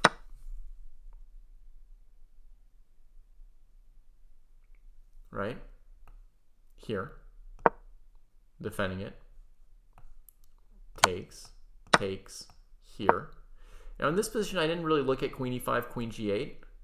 I just looked at rook g7 or queen g7 here. So maybe there's some kind of a move I should have looked at. But then you go here, here, here, here. That's just so the king is blocking the rook in a little bit more. And then we go here, here, here. And according to me, I'm winning the rook and pawn ending. This was what I would have played for, I think, if I had had those 3 minutes to calculate that I just spent calculating when I went silent for a moment. But there may be, a million refutations to this idea. But that was the thought process on it. I want to go bishop f4. If they go e5, I want to go forward. I looked at queen f7, queen f5, rook c7, etc. here. Takes, here, breakthrough. I didn't look very hard at c6, pawn takes c6, but I assume it loses. I think that's pretty safe bet that that's lost. Yeah, that's 100% lost. You don't need to look at that. Takes here. Am I missing moves other than rook g7 and queen e5? And queen e5 doesn't look very likely that I would be bad after I take back here, right?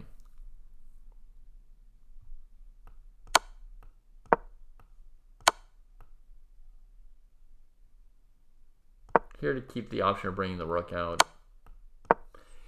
Black's playing for a draw at most, right? 4 pawns against a piece with the king just getting perpetualed in the middle of the board. Queen here. Oh, you just can't get the rook out. Just can't get the rook out. White's winning. We could computer check it. Computer says only one winning move, rook c7, but it is winning. Rook c1. It says rook g7, rook c7, rook d7. Even my intermediate move is correct. And then take with a winning endgame. And against queen e5. Takes here, takes. King d6, queen g6. It gives. And then here, and we win back the piece. So, winning. Queen f7, only winning move here. All the other lines that I looked at and rejected didn't work. No defense here for black. It says here black can try ef4, not trading here. And then it says white's not winning. Just sacking c7. That's sick. So instead of knight d5, it says queen e4, like some of you said in chat. And it says black is lost. After this nice move, playing like f6 or bishop d6 to hold the pawn. Check. If the king comes this way, bishop g5. Knight d7. Now you can do whatever you want. Knight e4, bishop g5, bishop e. Every move wins now. So, in this position, the best move was bishop f4. The computer says. It had to be. It just had to be. And that's my special skill. Is like when the position's super, super complicated, my instincts usually tell me the right move.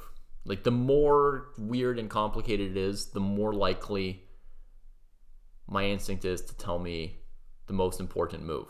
It says the second best move, Cartier, was to trade on h4 like you wanted to do and then play bishop f4. So, good on you.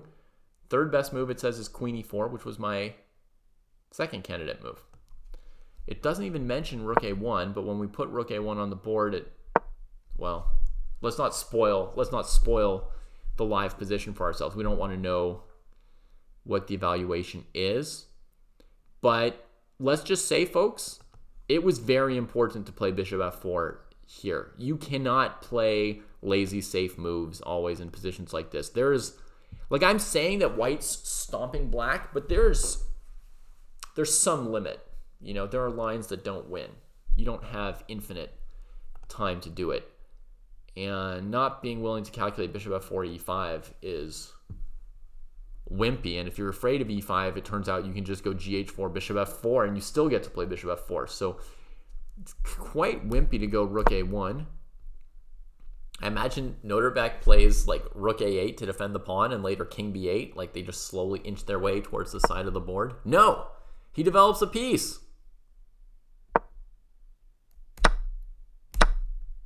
Opens up here, and this is the live position. So he has not yet defended the pawn, but it would be very aesthetic in the ugliest possible way if he played rook a8 and king b8 this game. Has Noterbeck saved the game? Doesn't look good for him yet. I mean, Lev really laid down the law against Kamer when Kamer gave him a good opening. It is black's move. You could play f5, stopping queen e4, sure, but you do give up the pawn on a7 then, right, Abdul?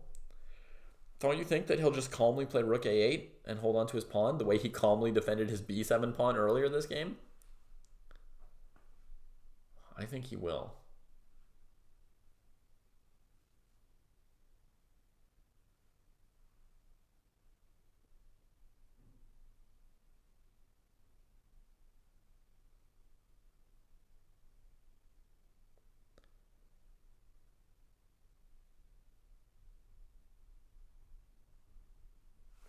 By the way, folks, I mean, for anyone like following my chess work, etc., you know, note to myself,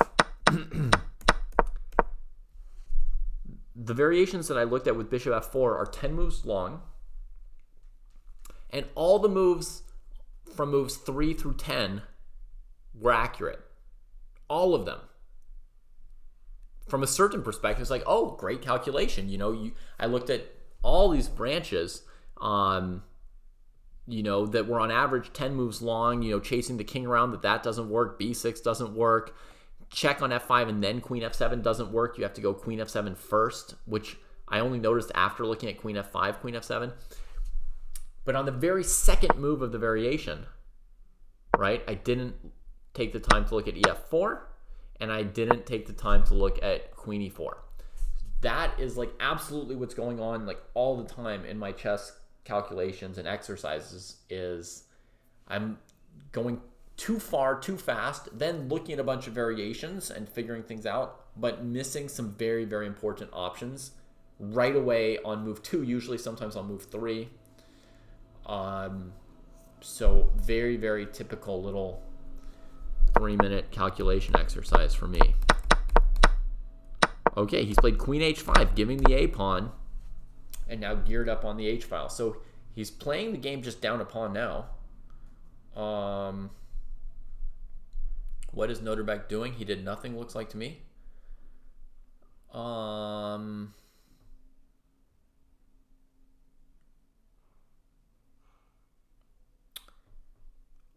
don't know. He put his rook on an open file and chose not to play rook a8. I don't know why he didn't think he had time or desire to play rook a8 and defend his a pawn. I'm a little bit surprised that he just gave Levon a pawn. But... And now, you know, it increases the pressure against b7 too, to give that pawn. It's a bit of a big deal. Bit of a big deal. Is queen e4 a blunder here? Yes. It is. Right? Queen h2, queen h1, takes on c1, and the knight on c3 hangs at the end. So he has stopped queen e4, but he hasn't defended his pawn.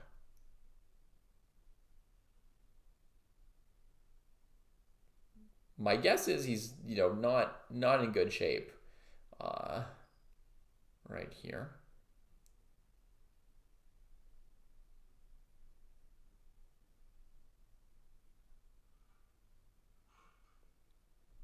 Yeah, bishop f4 now seems pretty obvious, Abdul.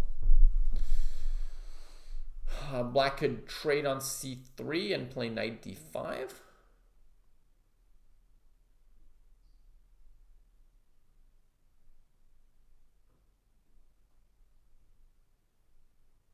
And then white would have the crazy move b6, winning, I think, Abdul. Bishop f4, bishop c3, rook c3, knight d5. Either way we take on c7 doesn't look sound. And queen d5 with the queen sack doesn't look sound either, because after rook c7, king d8, we don't have another move to build our threats or attack, because queen h1 is mate. But bishop f4, bishop c3, rook c3, knight d5, b6 looks pretty smashing. I guess black would have the defense c6 staying in the game.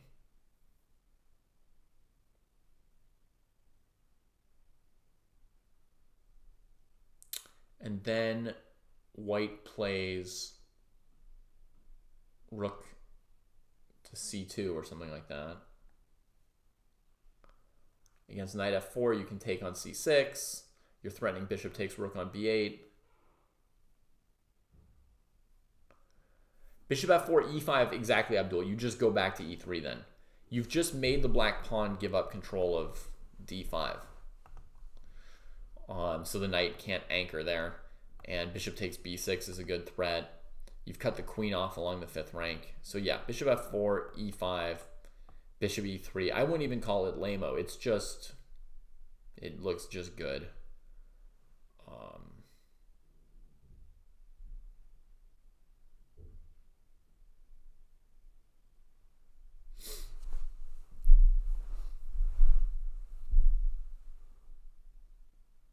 And it frees up your knight by getting off of this diagonal. So, yeah, looks great. Let's check in on Magnus, right? It's been a long time. That game took us down some long passages, some deep variations. Bishop e7, we predicted that. f4, we predicted that. Knight d7, that's what Abdul expected here. We only calculated capturing on f4 and h4. Now a trade. Dynamic. So against cd5, is he going to push f5? Oh, he's just going to make the pass h-pawn, yeah. But I don't think he had to trade on d5 to do that. Did he? Wouldn't this have been just as good? He didn't want to give black this square for the knight? But these are really cramped up. Huh. Interesting. Not sure why that trade wanted to be included like that. Okay, he prepares h6, h7. Queen takes the blockading spot. Goes to the f file. It feels like Feels like there's some chances for Fabi. Between knight c4 and the idea of f5 to go, g takes f5, queen takes h5 or something. Not necessarily here, but maybe here or maybe at some other point. Rook f8. Yeah, definitely playing for f5.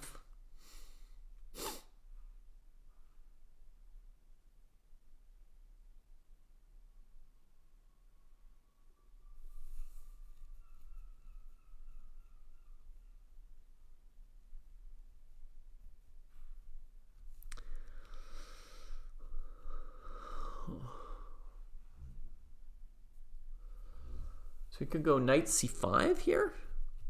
Yeah, knight c5 makes sense.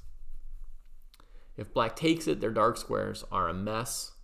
If they don't take it, you're pressuring b7 and e6, which limits both of these moves for black, right? Like knight c4, bishop c4, pawn c4, queen b7. And f5...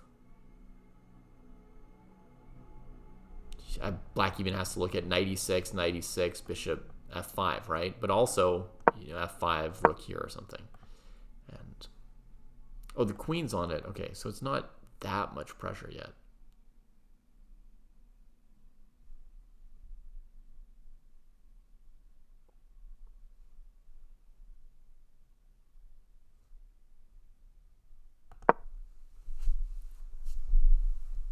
Okay, but it's a move.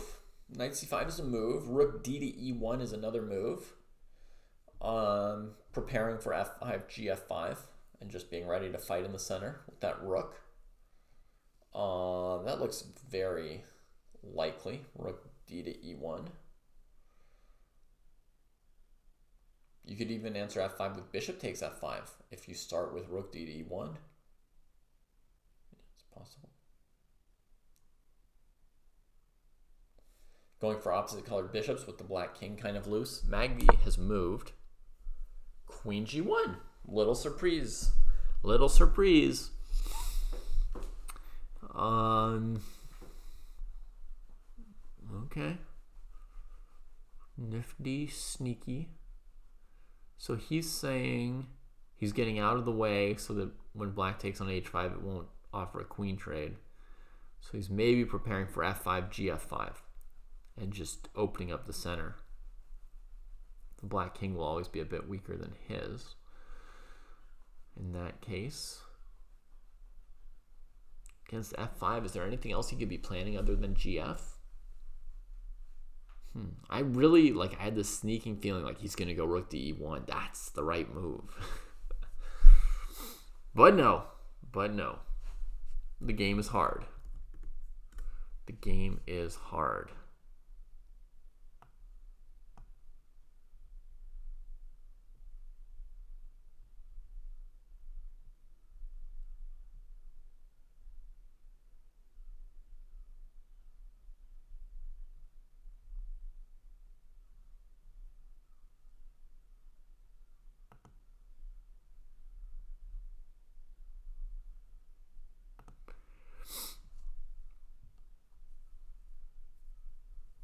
Frightening when mad. I mean, in general, aren't people frightening when they're mad, Alex? Nobody wants to deal with anger, do they? Ugh.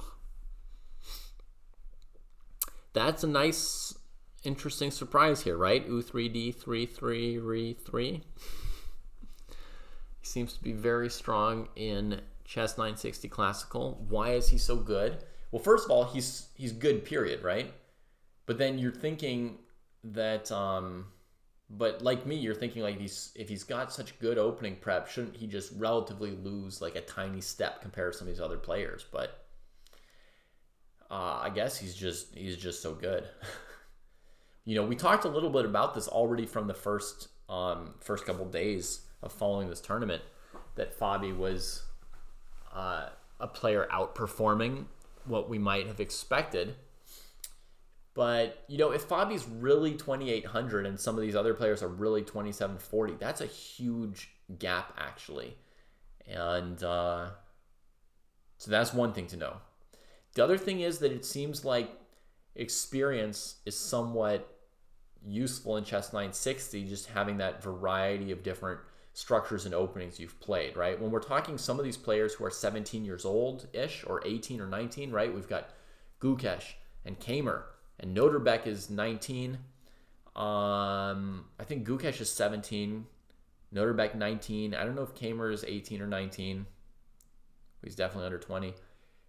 Like, and then even Firouzja is still a bit young, right? 21, 22, something like that. They're amazingly good, and they have like a shocking amount of experience and breadth and depth of knowledge in chess, but there'll still be some openings that they've never yet learned to a 2700 level, right? Like, they might be really good at the Benoni, the Benko, and the Queen's Gambit declined, but they've never yet learned the King's Indian and the Grunfeld. Like, there will be something. There will be something that they're missing in general. Not missing in the sense that they just haven't gotten to it, right? And Fabi by now has played absolutely everything and up to that level, you know, and studied it. And so there's something that the age is conferring on you in terms of just full-on experience with chess, the breadth of different structures, and each different structure offers its own secrets, which might apply to some other positions from chess 960, even in a different structure, right? Some feelings about when can you sack a pawn for weak dark squares or weak light squares, or when can you take an exchange and stuff like that. So Firouzja's only turning 21 this June. Awesome. That's true. He did just come off the junior list in the last 6 months, and his birthday is in June, as I knew long ago. So I could have calculated that. I was just distracted by all the things we're talking about. So those four players have to feel they're super young, and so there's going to be something that Fabi has on them in terms of experience that's going to be of value. And I think that's part of the answer, probably. And part of the answer probably is that he's just better than them, you know, in general. So take away his openings, and that doesn't account for the full gap.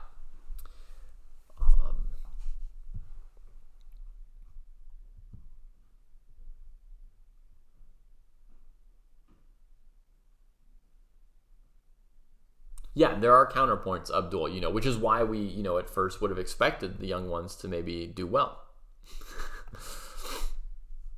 Too bad Jesse's not here to see how good Fabi is. Magnus is putting him a little bit to the test this game, but I don't think he's cracked yet. Yeah, Alex, Sam Shanklin is a thoroughly experienced super GM.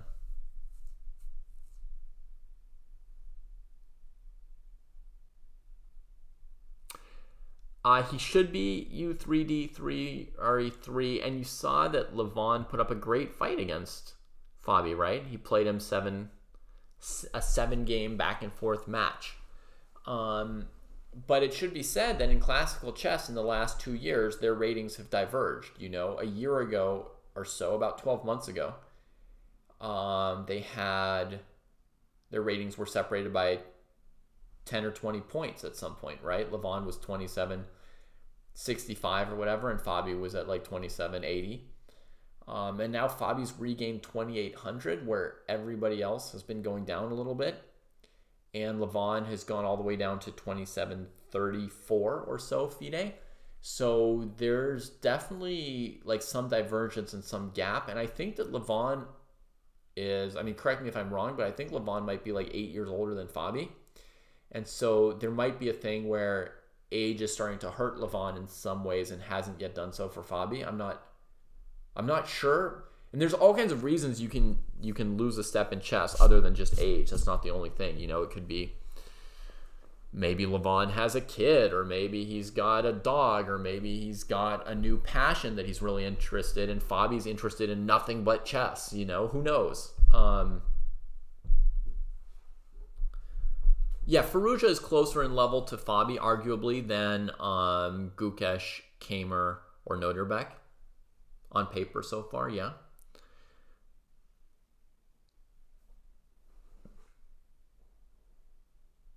Yeah, I mean, Anand maintained an insane level past age 50, so Everybody's different.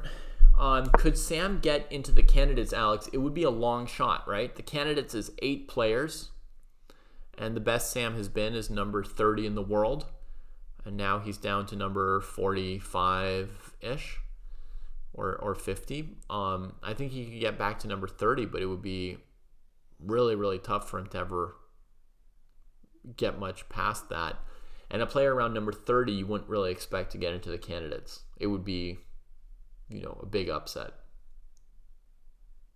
Cool. Yeah. No, you don't have to apologize. I mean, it's like perfectly good question if you're interested, and I can give you answers.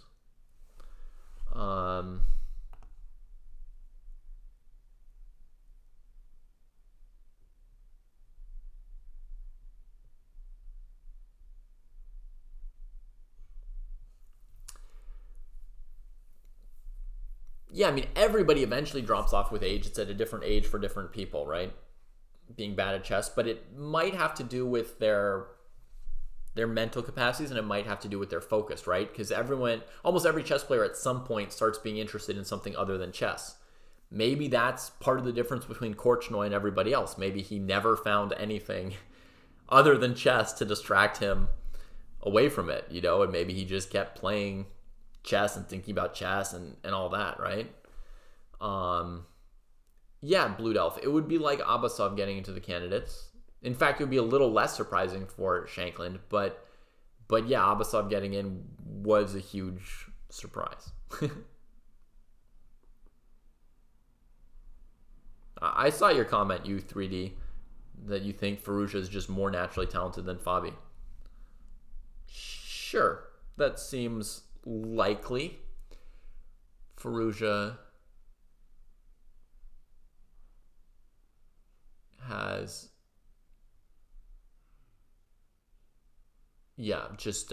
just historic levels of chess talent. Fabi's really good too, though. I mean, where do you think Fabi lines up in terms of most talented players of his generation? I mean, where would you rank him? I guess Magnus is number 1 for talent for Fabi's generation, but where does Fabi fall?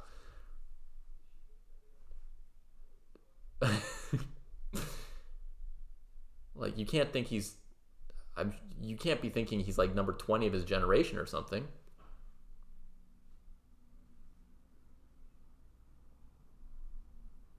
Dubov said he is the least talented. Least talented of who? The least talented player of his entire generation? What? I think we've got 20 people in chat here who could dispute that. The least talented of his generation? That's insane. We probably have 20 people in chat from Fabi's generation who are less talented than him. That makes no sense. Alex is new to chess and has gone up 250 points, sticking to the plan. Good for you, Alex. It's that easy, right? You have to give us your trust, and then you have to work like heck. It's not that easy. It's a lot of hard work, but you can just do it if you want to. Yeah, as Blue Elf says, it's relative. Anybody over 2,700 is going to be talented in some way, right?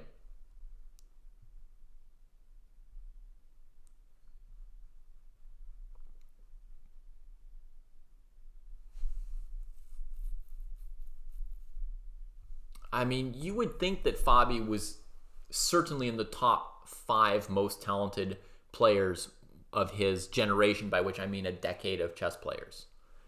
Right? Wouldn't you have to think he's in the top 5? I'm not trying to take any dramatic position here for or against Fabi. If I said he was number 2, that would be a very ambitious claim. If I said he was number 5 or 6, that would be quite conservative. But I mean, to say he was probably in the top 5, that doesn't seem insane, right?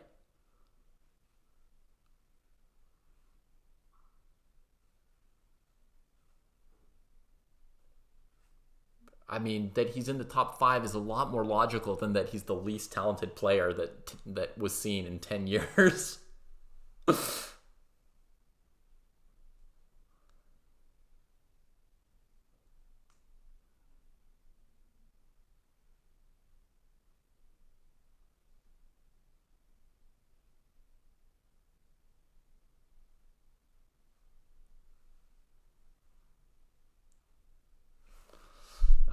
So bishop c6 played.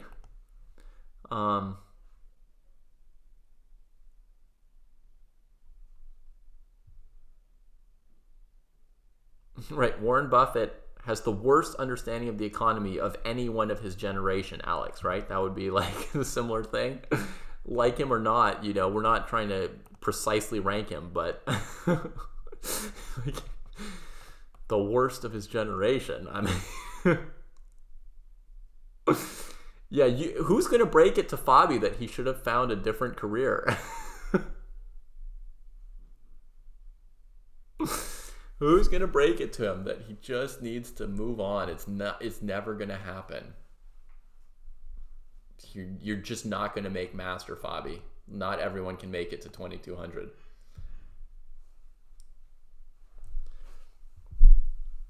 So bishop c6.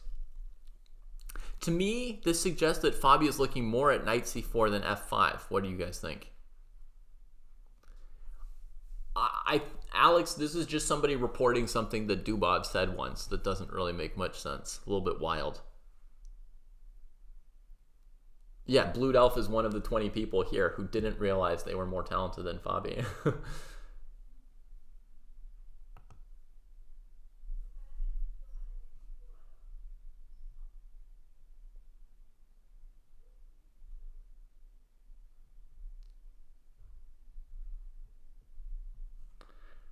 So I'm thinking king b1, knight c4, and we dodge with our bishop, right, to c1. We've got a pretty classic exchange Karo pawn structure here. You know, somebody asked, you know, how do we get here? It looks really normal. It does look like a Karo Khan, right? Oh, Magnus has made a move. Let's see what it was. Bishop e1. Okay, he comes back to the diagonal I thought he was, that we first saw for him over here. So that's why he never worried about king b1, knight c4. He was always willing to just dodge. And queen g1 was covering e3, so there wouldn't have been a fork. So even last move, after queen g1, had Fabi gone knight c4, we might have just seen bishop e1. And that's part of why Magnus put the queen on g1, I guess. So he's going to bring it around here. It's a nice weak diagonal, and if black ever plays bishop d6, white's moderately happy to make that trade since black's a little bit weak on these squares. I think the white knights could be improved a little bit, especially the one on c3. If Magnus wants to up the pressure, that knight should be aiming somewhere good. I guess there's no way to get to f6. That's unfortunate. That's right, Czech Pierce. Anybody using comps slowly becomes stupid. It's very important to remain smart. Or to make efforts to remain smart, right? We got to fight for our attention spans. We got to fight to stay alert, to be able to think for ourselves. It takes an effort. I know making an effort is super annoying. But it is an important enterprise that we're engaged in here. All right, let's click over to Aronian, right? See how he's going over here. Rook h8. He played bishop f4.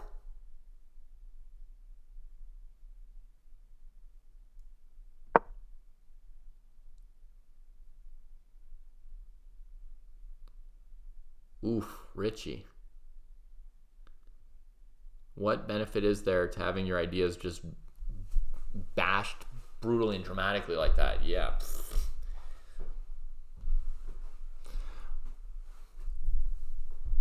I don't mean to go to the bathroom on somebody else's meal ticket, but that doesn't sound like a lesson that I would want.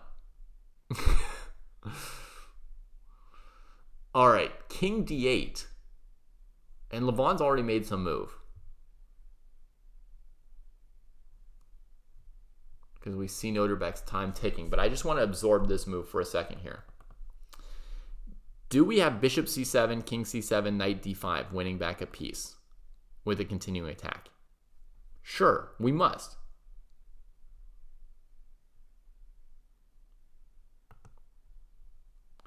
Knight e4, somebody suggested. also looks good.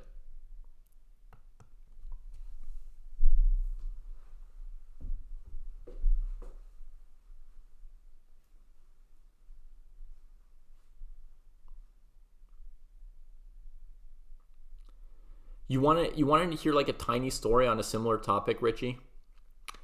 So at some point in our commentating days here on the dojo, at some point we had a chatter who was running an engine in the background and then commenting in chat.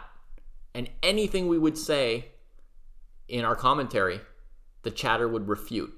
Like just brutally. Like they would just, like anything we said, they would just ravage it. So harsh, you know? And, okay. As you've seen from Kramnik and other people, just because you're a titled player doesn't mean you automatically know the moment anybody's cheating or whatever, right? You don't know in like 1 second with 100% accuracy, right? And you don't want to go around accusing people and stuff like that, right? But I mean, we are also titled players. We're not like complete idiots. At some point, when an untitled player refutes every single thing you say for an hour, and then the next day he comes back and again and again and again, and every day you can't like get a single variation that like not one variation out of 20. It's different than playing a game, right? When you play a game, you just have to get one variation wrong, the other person wins, and okay, what do you know, right? But every single thing you do, right? The brutality of how you get ravaged 1,000,000 times in a row, right? Well, I mean, and sometimes people in chat will say like, oh, the engine says this, and then we'll say, oh, we'd rather not know, thank you, you know? That's fine, right? But if they're saying like, oh, I think this move, oh, I think this move, and then just beating the hell out of you forever, it just makes us look like, you know, absolute morons in kind of like a mildly painful way, as, you know, being out here, like sharing our thoughts and ideas, not turning on the engine to pretend like we're oracles. And this guy beat the hell out of us. And at some point, you know, one of the sensei said something to one of the other senseis, and we found out that the same person was doing it on the other person's streams as well, right? So it's like, oh, they're doing it to you too. So like we're all just getting like brutalized. So anyway, your lesson made me reminded me of that. Yeah, we got anointed with the holy gospel. Anyway, what do you guys think? Did Aronian drop bishop c7 here, or is there something even better? Knight e4. Yeah, I try to explain to people how even if we get a lot of stuff wrong, there might still be some kind of value in this, but yeah.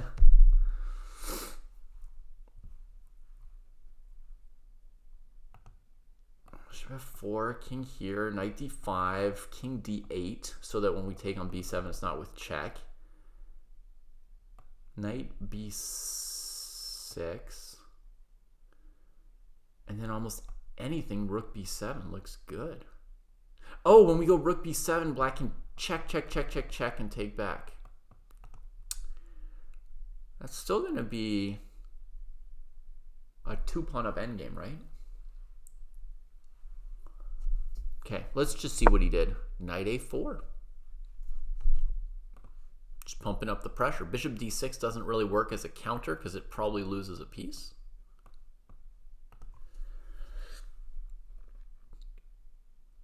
So he's going to have to play e5 now.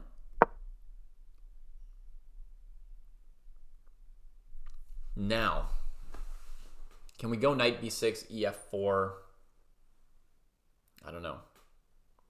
You were thinking about knight a4? Interesting, Czech Beards. It's a little bit of a off the wall kind of move. I mean, I wonder if bishop f4 is not good. I mean, it's an obvious move. Of course, Noterbeck looked at it. Of course, Levon looked at it. Maybe there's like a clear problem with it. But it seems like minimum, like we can't be wrong that it wins back your piece, right? There's definitely a candidate move. If the king came to one of these squares and gave the knight with check, I assume that's got to be losing. So we'd have to go here. And now we've got, two very different choices. But let's say we go here. What's next? To me, this is the obvious move, winning a pawn back and attacking the knight. So now white's only up 1 pawn, not 2. But after rook b7, now the queen's not here for this resource. It looks lost. Abdul wants the bishop, not the knight. Yeah. But realistically, what move does black play here? This? Let's try it.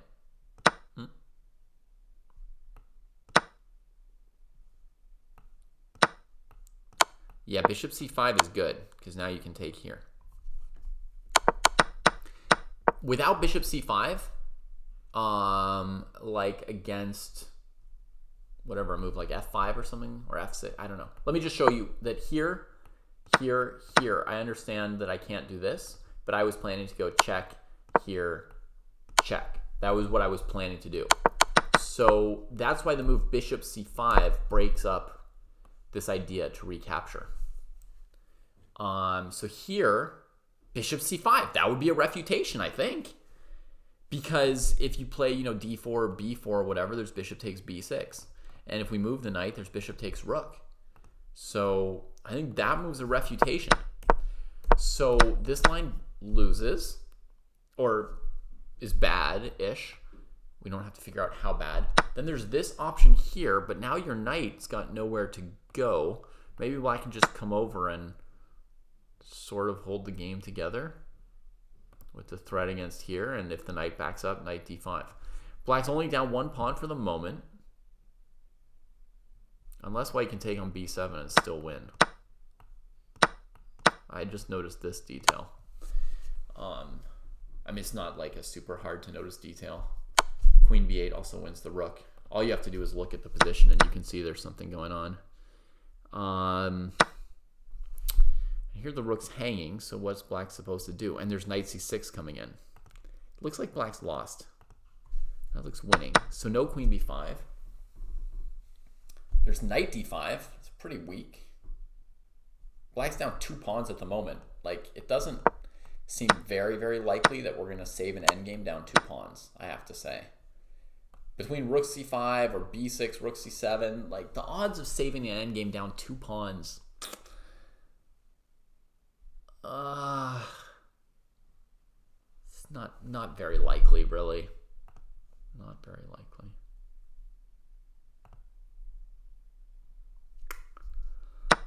Seems almost pointless. So knight b4, what would black do? Somebody's trying to make knight c6 work. But here it's black's move, and rook b7 is just so powerful. Black needs to get ready for that. Actually, here there's no rook b7 threat, because here and here. So if it were white's move, would we go for knight c6 for some reason? I don't know.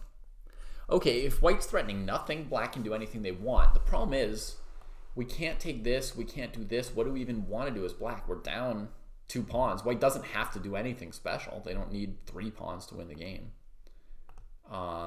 It feels like more or less lost position. So it's hard to see why he didn't play bishop c7, honestly.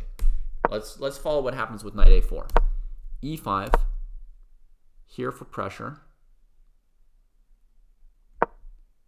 We didn't even get to analyze knight takes b6, did we? We were wondering, knight b6 takes here. One thing I'd figured was that this trade into the endgame wouldn't be that great.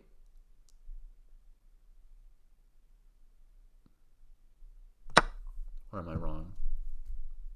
Maybe we leave the knight hanging here for a tempo? No, but we can't because of the pawn. Bishop here takes. That's 2 pawns up again. You think there's f3 after knight b6? After knight b6, the pawn hasn't yet taken the bishop. It needs a tempo, and we go straight here. Straight to the endgame. Oh, bishop d6 maybe. Bishop d6. That's the reason, of course. Now this stuff is threatened, and the knight's still hanging.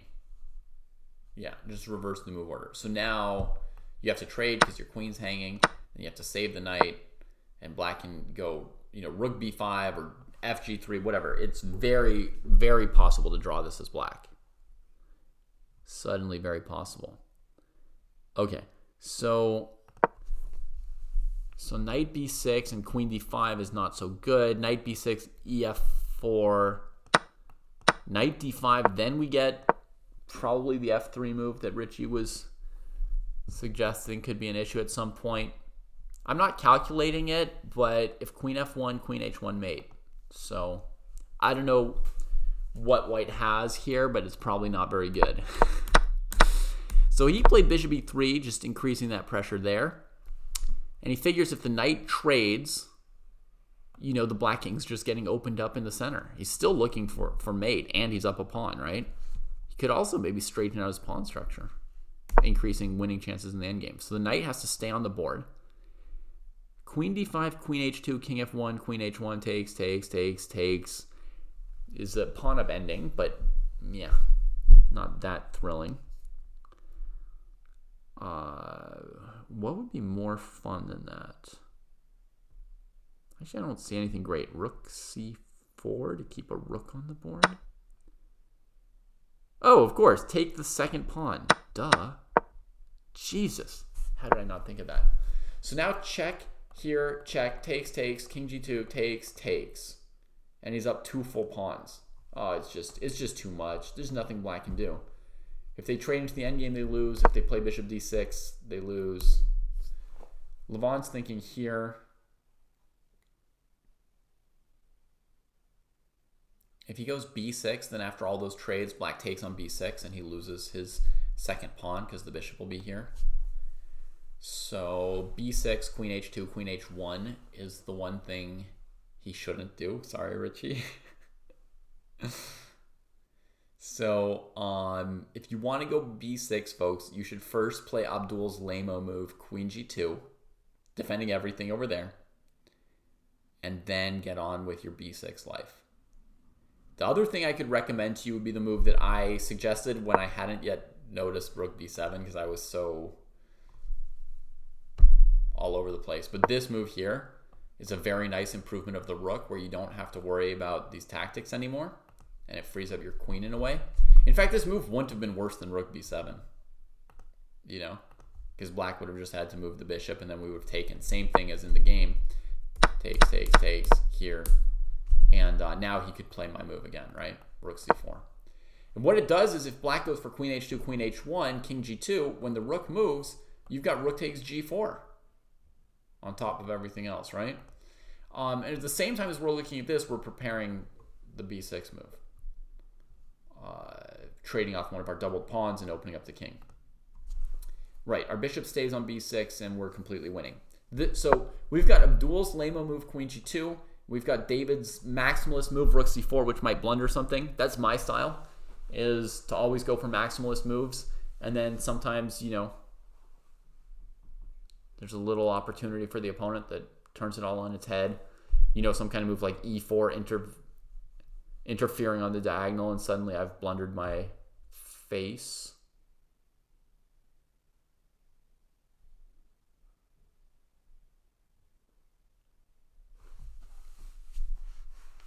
But it seems like e4, queen e4, bishop g3, f g3 is okay. Queen e4, knight f6, queen g2.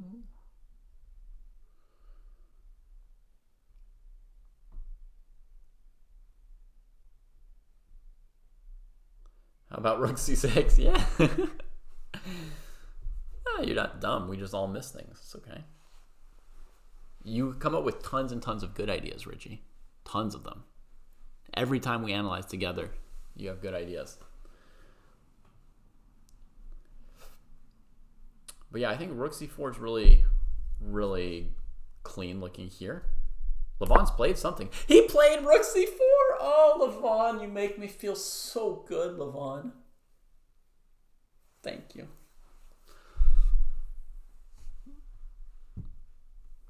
Yeah, black's probably going to play f5 at some point here, check Pearts, because otherwise they've lost the game. So I expect f5 right here against queen g2, against rook c4, against anything.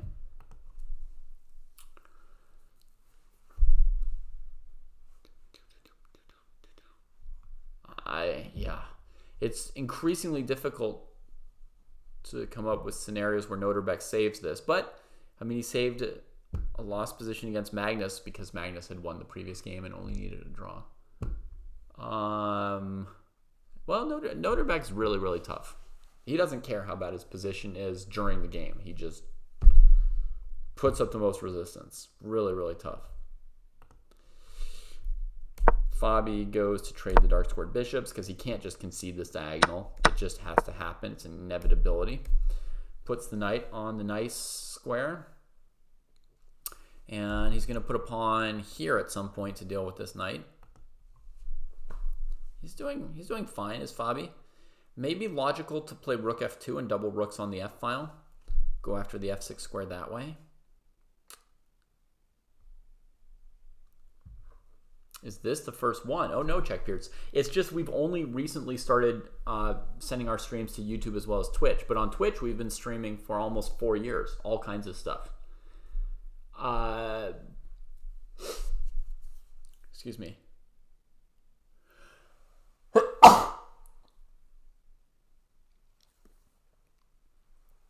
Like, we stream any tournament that's of interest to us, really. We stream the candidates. We'll stream the Olympiad, various things. Sometimes we don't stream, like, we don't tend to stream every game of every round of the big chess tournaments that are already being covered by 20 other people. And we've got lots of other things that interest us as well as Super Grandmaster. So there's lots of other shows that we do on our stream. And then, you know, we can't always do everything. So, like, we like to look at viewer games and run tournaments for our viewers and then look at their games live as well as reviewing games that they've played, you know, OTB and elsewhere. But that's something our channel does more than, let's say, other channels, is we look at a lot of our own viewers' games. So we look at a lot of games from, you know, 500s, 800s, 1200s, 1600s, 2000s, all that whole range. Yeah, there's a lot of useful lessons in there for players of those ratings, right? That they won't always get from Super GM games. And Jesse, Kostya, and I, there's 3 of us, right? And we each have different things that we're more interested in. Like Jesse and Kostya were just not that interested in this tournament. I'm the only one who's streamed this Chess 960 Super Tournament. But to me, it's literally the most exciting tournament of the year. You know? And for them, it's like, meh. Not that big a deal. I think Kostya would do it if the time zones worked better for him. He would be like, yeah, I'll show up for a little bit. But, you know, he doesn't like to get up early in the morning. And Jesse is up early in the morning, but he's not interested in this one. You know, but Jesse will be following the candidates tournament. He's hyped and pumped for that. So,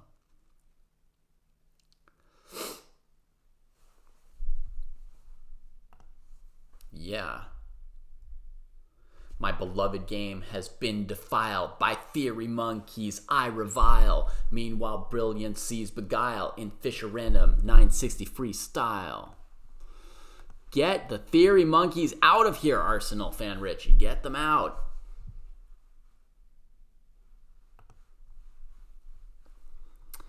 All right. So, what does Magnus do here? Yeah, this is relatively normal position, for sure. Olympiad is something that I'm very interested in. It's often my favorite tournament of the year, depending on the year and what else there is. Candidates, I think, is in April, Musk. I think the candidates tournament is in April this year. And what Jesse has done in some past years when he follows the candidates is he picks like the player he's most interested in, which is Fabi, and will probably still be Fabi this year. And then he just looks at all of Fabi's games, round after round after round. So he follows the trajectory of one player through a whole tournament and goes as deep into their classical games as he can within the, 5 or 6 hours that they play their game. So he doesn't do what I'm doing a little bit here where I'm switching between 2 games. Some people will switch between 4 games, right? Oh, one of these games is already over, right? No, it just added a bunch of moves. Yeah, one of these games is over. Kamer won with black against Ding. So Jesse will really get into every single thing about Fabi's experience for that tournament, and that gives you a certain kind of intense perspective into what that kind of a competition is like for one person. And honestly, it's hard to keep up with more than that, right? Because the players are going at maximum throughout the tournament. So for us to try and keep up with the stories of multiple players and their openings and their prep and their highs and lows and the lines they looked at each round and how tired they are and all that, it's really a lot, right? To try and go through a whole tournament keeping up with more than these professional players are doing. It's a lot.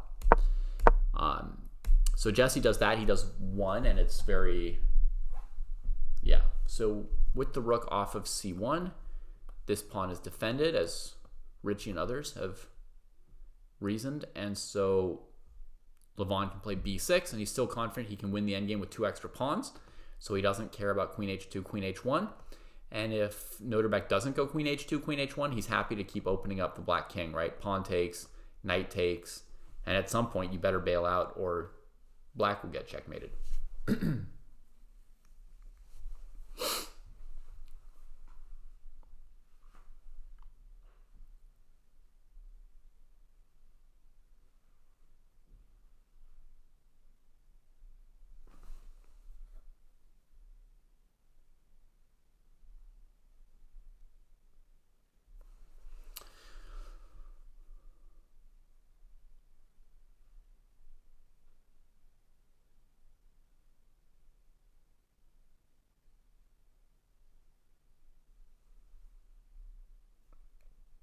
Exchange sacks on c7.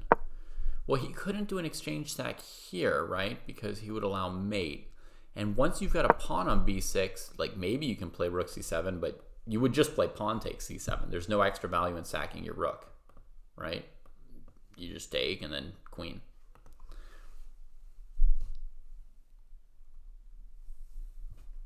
So he's probably got to do this within the next 2 moves. Because, I don't see what he can throw into the position to confuse matters. There's rook b8, which looks terrible, but I guess that's the messiest move you could throw at white here, rook b8.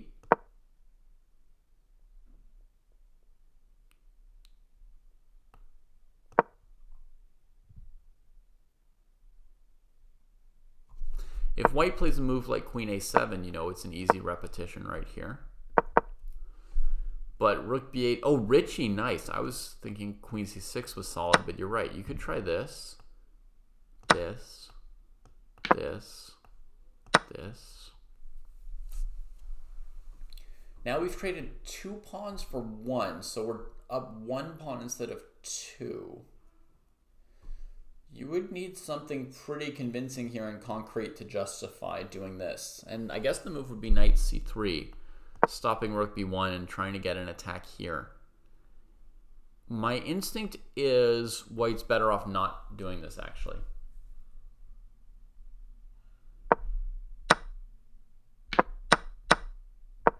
So I think queen c6 is what's coming. Liart wants to do this and then go here. Yeah, I'll have to play the same move.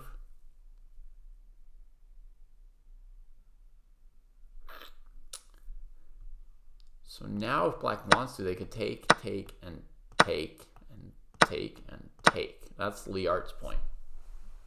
Very, very good point. Because now the queen's in position for checkmate. If the king were on g1 and the queen here, you wouldn't have this option to just take on b6 a bunch of times. So let's go with queen h2. King f1, rook b8 as, likely idea for Noterbeck. And what's white going to do then? Now you really can't play pawn takes pawn, rook b7, c8, queen, because of queen h1 mate as well. But now the queen is off of the g5 square. So our extra resource is this move, bishop g5.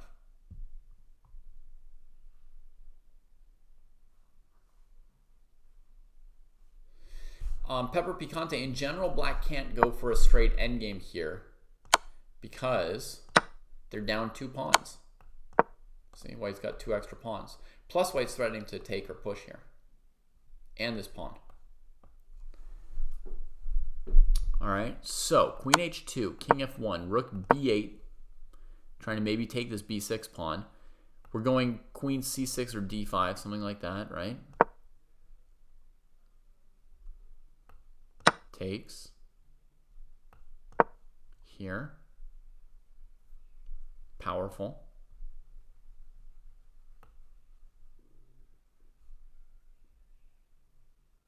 If you go this way, maybe go Rook C7.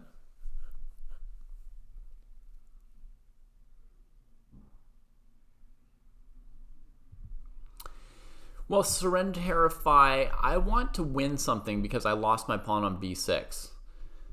You know, black got my pawn, so I don't want to just go to the endgame down with only 1 extra pawn. I want to win something.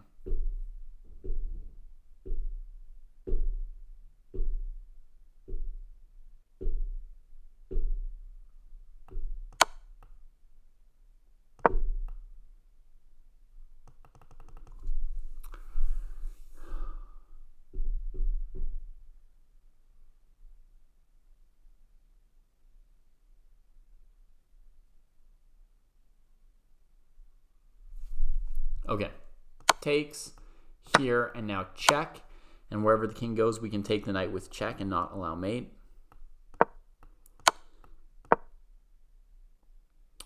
Now from here we just need to find our way back to one of these squares with the queen, or we could start running out maybe. Yeah, just run out with the king. These pieces are in position to give checkmate. They don't want to come back. If you give check here, you might also be able to just checkmate. If the king goes this way, we have Rook H6. Or the king could go to H7. Then we go Rook C7, Queen G7, mate. Here we go here, here. Maybe here to not let the bishop back. It's a little bit of work to calculate. Not too much. A little bit.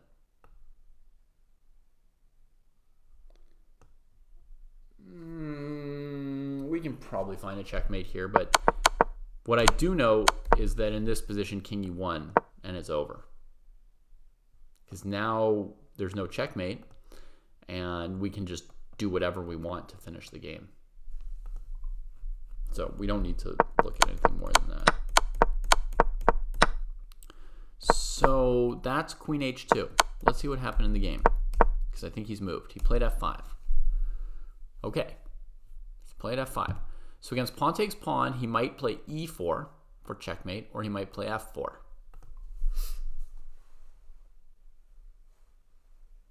Oh, thanks for trying to tip us, Michiko. That is useful information for me to pass on to somebody.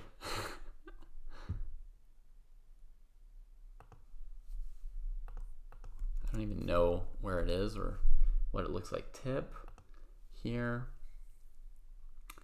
ChessDojoLive's tipping page, send a message, PayPal. I don't know, I see something there. I don't know. Well, we'll look into it. Thank you. F5, Aronian's already moved. He took. So against E4, maybe he'll make a knight with check. No, against E4, you could play Rook E4, pawn takes, queen takes. Queen E5? No. You only get a blank screen. So when you click on that streamelements.com/ChessDojoLive/tip, you don't even see a web page?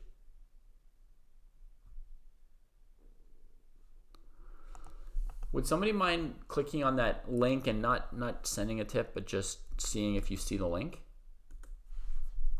I mean, seeing if you see a page, folks, if you click on that link. Okay, thanks, Boss Tweed. Okay, throws in Queen H2 and then E4, threatening mate. But now the king can just run. Now the king can just run. And he is. Well, GG, Noterbeck. Oh my god! He's still coming. He's still coming. Like an insane spider monkey. He's still coming. Okay, I think you can go rook e4, pawn e4, queen e4 check, any move. Queen takes h1, queen takes h1, c8 equals queen. See you later. That's 5 pawns up for nothing. Maybe against rook e4 check he won't take with the f pawn. He'll just keep wandering with the king. But I mean, there's only so many places to go. Goodness. Goodness. Knight c3 allows queen c1 mate. Knight b2 might cover things. Abdul Rahman wants more than rook e4. What more do you want? Rook e4 played. And J.K. Heidegg also doesn't get a page. Interesting, DM Hokie. So it must be like something with some browsers or browser versions. Like sometimes works and sometimes doesn't. That is interesting. He did not, Zane. He did not.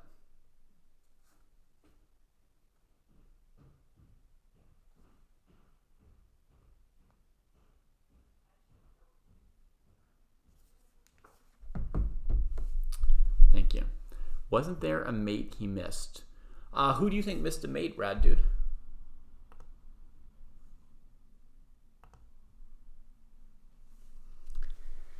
So king f8 allows c8 equals queen, and king f7 allows queen d5 check. King f6 allows bishop d4 check. Then king g5 and the checks are over. Nice work, Michiko. Talking about the tipping thing. You know I would have never mentioned it myself.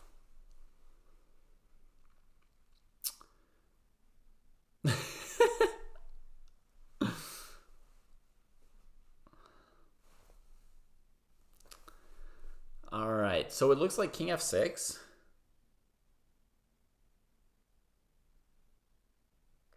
Should be possible.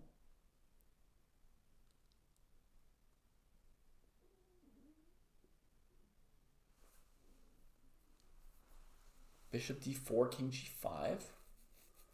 Game's not over yet.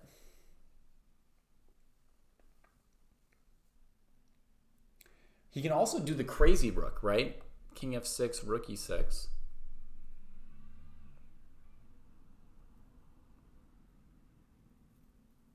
Yeah, it's really over. Or like this king f6, bishop d4, king g5, rook g4 check, right? Same thing. Take and queens. Yeah, in Levon we trust. We could resign here, Noterbeck, against someone like Levon, but play a few more moves. It's cool. Oh my god, that one. That's the easiest, I think. But Noterbeck is such a tough Noterbeck is such a tough cookie that if he's still playing, you don't know if you're winning or not.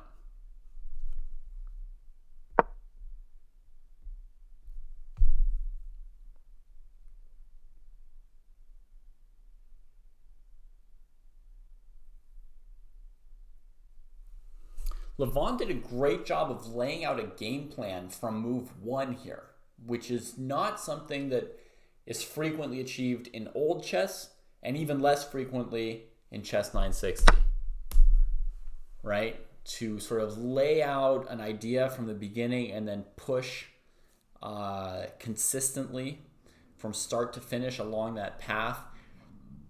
It's how Gary played, my favorite player, and how I've always tried to play because of that influence. But it's a very, very tough thing to do.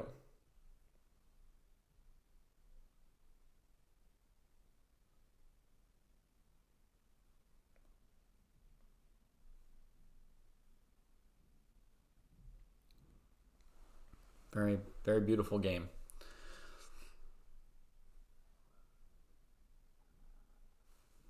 Okay, so Rad Dude says before queen g1. So here, Rad Dude. Rad Dude thought that a checkmate might have been missed at some point, so we're going to look for it, folks.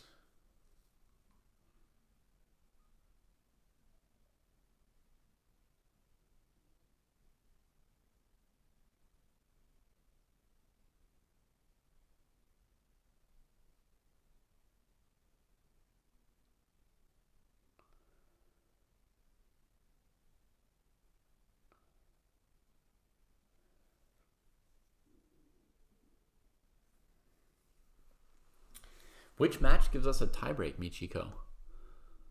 Did Gukesh come back in the game against Alireza?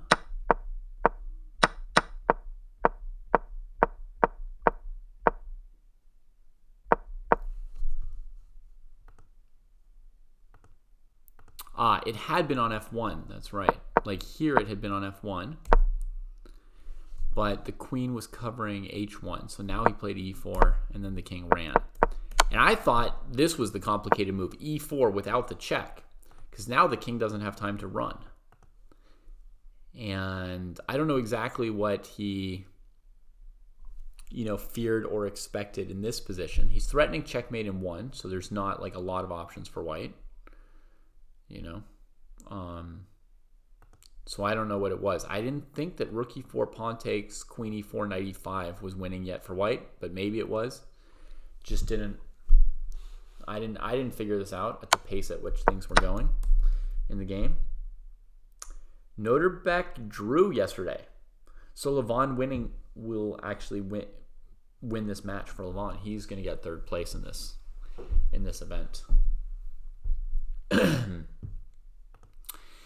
Magnus and Fabi, of course, could draw, but they're a long way from it. They've got 22 moves to make in 12 minutes for Fabi and 18 for Magnus, so definitely some time pressure.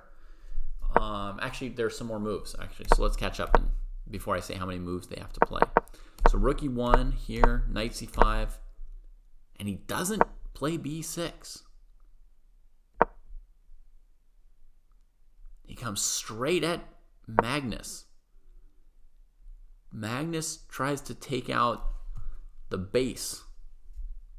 Knight e4, blocking the rook out. Wow. Wow, Fabi. Takes rook f5. Who's holding this together?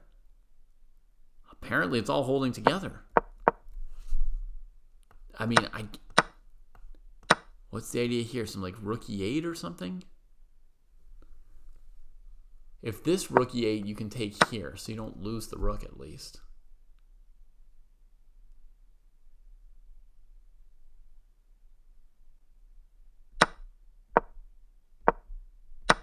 But maybe it is this. Like queen takes. Here. Here.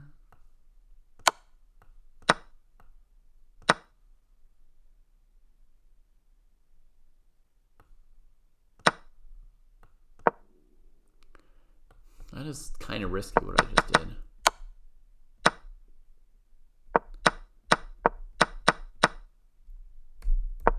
This is why we can't keep up with 2 games at once, right? It's just like, it's unfathomable, their calculations, if we have to try and go twice as fast as them, right? Like, it just can't be done. I don't know what a4 was about. I don't know why Magnus couldn't take on e6. I guess he's planning to go bishop g6 here and try and trap black's queen off sides for a while. But he is, like, his position is wrecked. No longer protected passer, isolated pawn, doubled backwards pawns. Like, Magnus is, I mean, like, it just looks like he's lost here. So if he has something, it's very concrete and dynamic, right? And I think it would start with bishop g6, maybe pseudo trapping the queen.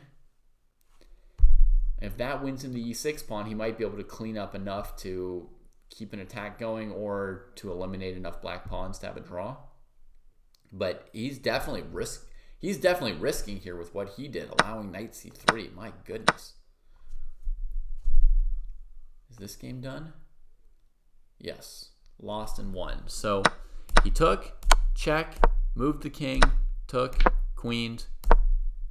Queen attacks the e2 pawn. trades off the bishops, and resigns. That's so that he can trade and not worry about queen e2, queen d, and queen or knight to d3, I guess. Like, this solution looks obvious. But then the king has to keep the bishop defended, and he just has to calculate some stuff, right? To defend the bishop, he has to allow the queen here.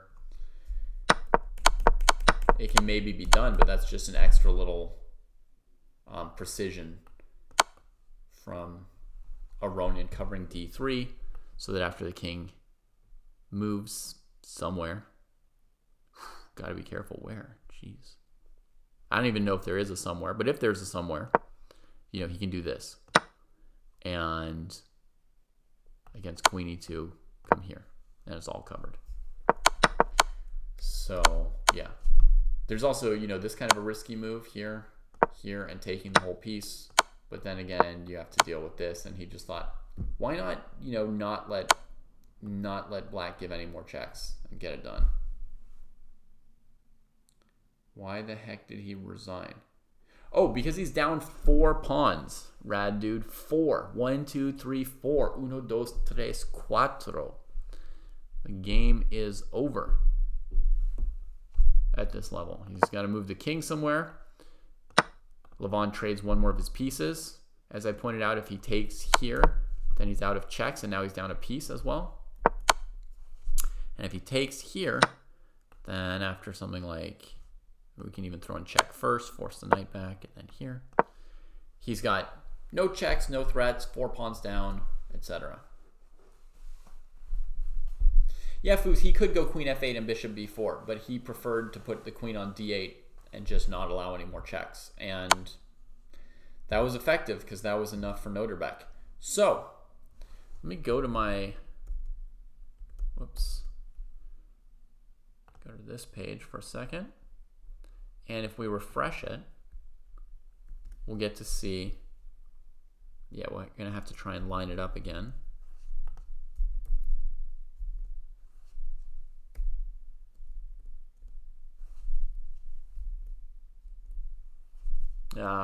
It's hard to get it right.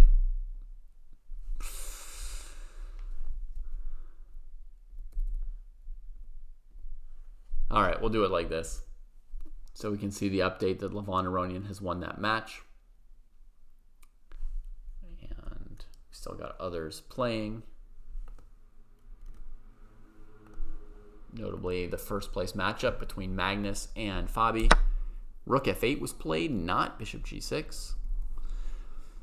So I have no idea what's going on, obviously.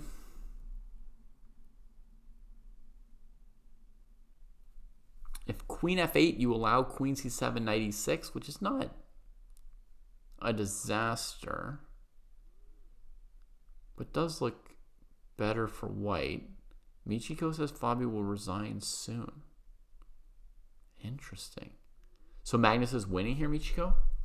I guess against this, he can also get the pawn this way, huh? And here, and then here, here, here. But this way, black gets an extra move before the pawn gets here.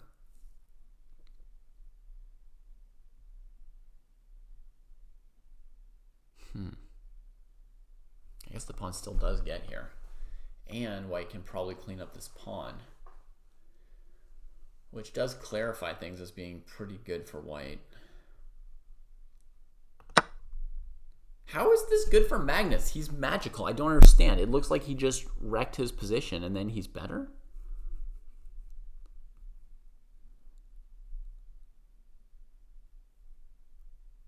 Oh, that's interesting, Michiko. You want Magnus to win.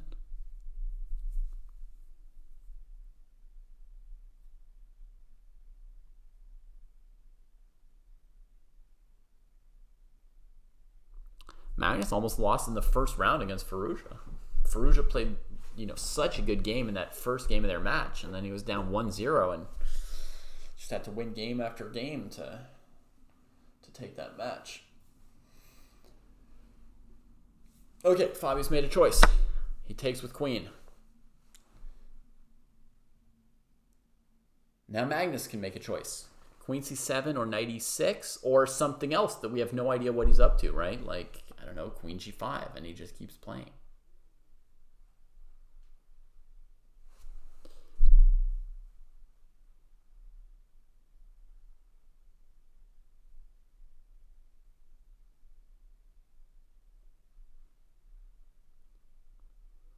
Well, just because he might lose some face if he lost doesn't mean he can't lose. You know, these players are all capable, so it can happen. It can happen. Rook f1, another suggestion from Rad Dude, taking open file. Let's see what Magnus is up to. No, he plays the move that I had anticipated going into this endgame. He'll be able to get his pawn immediately to h7 and then his rook to g5. It does look probably technically winning, I gotta say.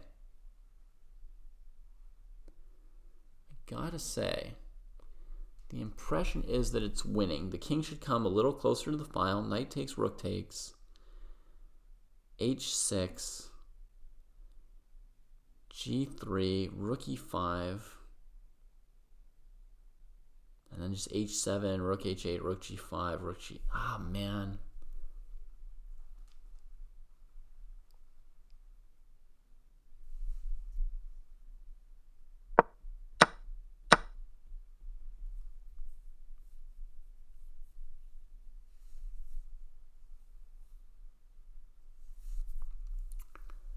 h6, is there any move?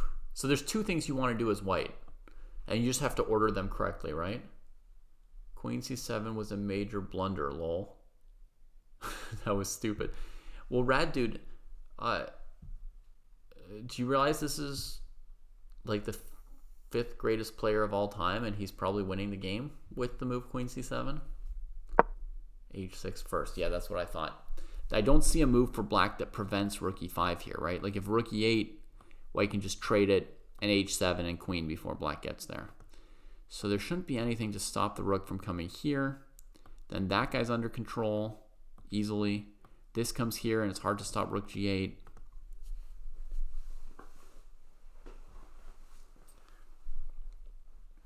This major blunder allowed the best player in the world to beat the second best player in the world. Wow. I do not understand how Magnus did this thing.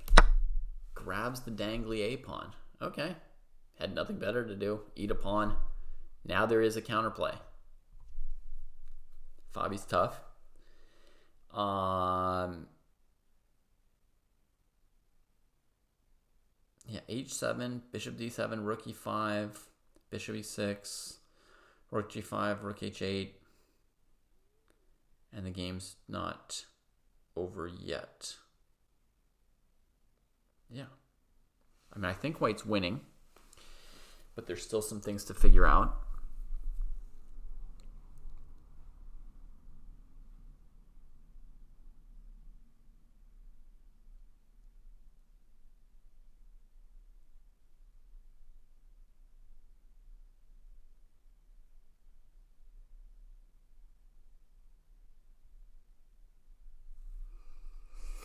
One extra idea for white is to play c4 with the idea of putting this bishop on g8 and locking the black rook away on h8. But I think the simple approach is probably good enough.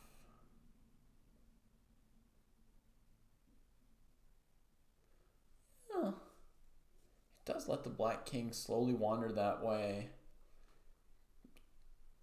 Eventually offer up the idea of bishop f5. Okay, so he starts here. a6? What? How is that a move?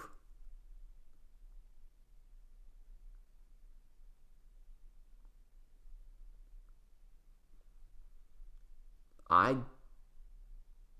thought that move would basically let white queen. I thought he had to play this move here to even possibly get back in time to stop rook g8. So h7, he'll play bishop b5. And then against rook g5, bishop d3. And against bishop g6, he'll interfere with the rook.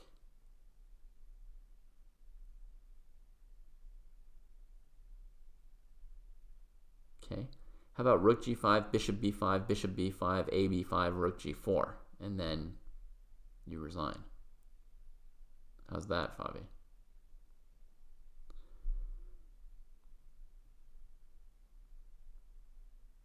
I can't believe this a6 move. Wow. What?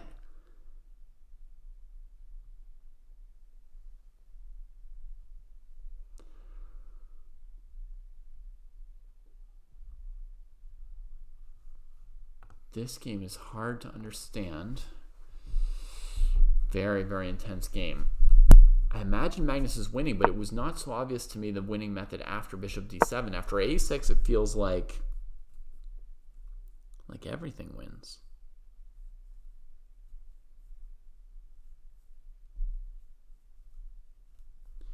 If we play c4, maybe black can play rook h8. No, rook d5 check, and then h7. Okay, so c4, black has to take.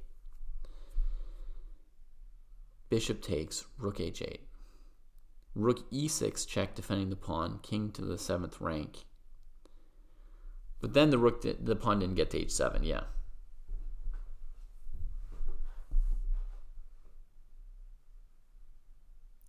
Yeah, but what I didn't see for sure, Richie, is how to break through against this, right?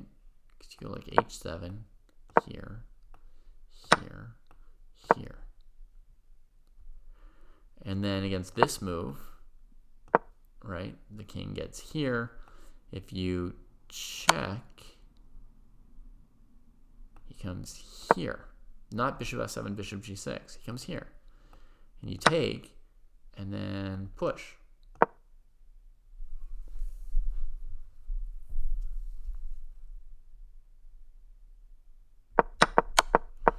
So in this position, I think the correct move would be rook g7, probably not rook g6.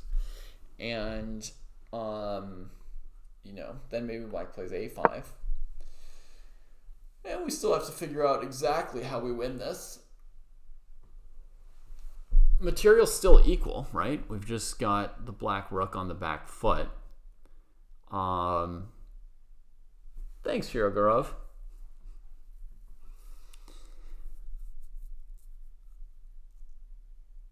Black rook's still on the back foot.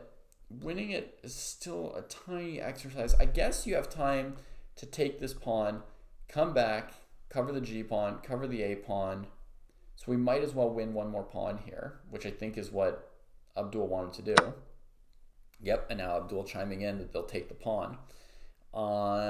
And actually black can't do this to counter that piece.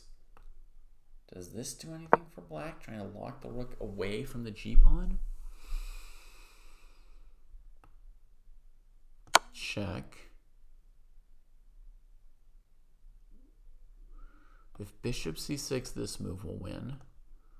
So here.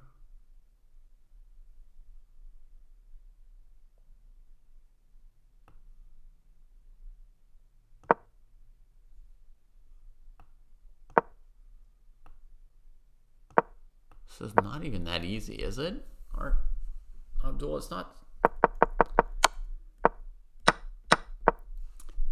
Maybe we should just bring the king. Maybe we should switch jobs. The king deals with the g-pawn and the rook deals with the a-pawn, and we just leave this.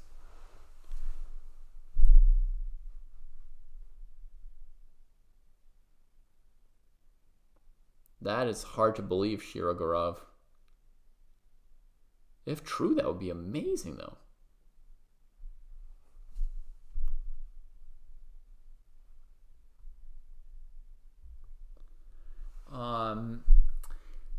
Okay, Ilmari, we could look if black had an option not to do this. Yeah,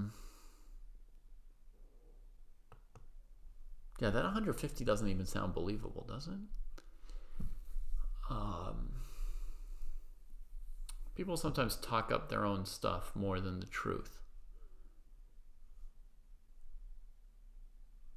They should certainly have hit 150,000 for sure.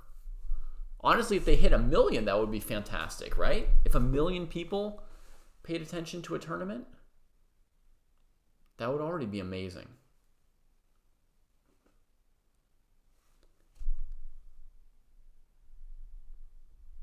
Of like people actually looking, right? Not somebody loads chess.com and you've got a banner somewhere on the page saying like there's a freestyle tournament going on and they don't click on it or look at it. That doesn't count. You know, people have to actually look at it. 150,000 would be big. It would be like a reasonable success for a chess event, but it wouldn't be, you know, the biggest chess event ever. 1 million would be, I think.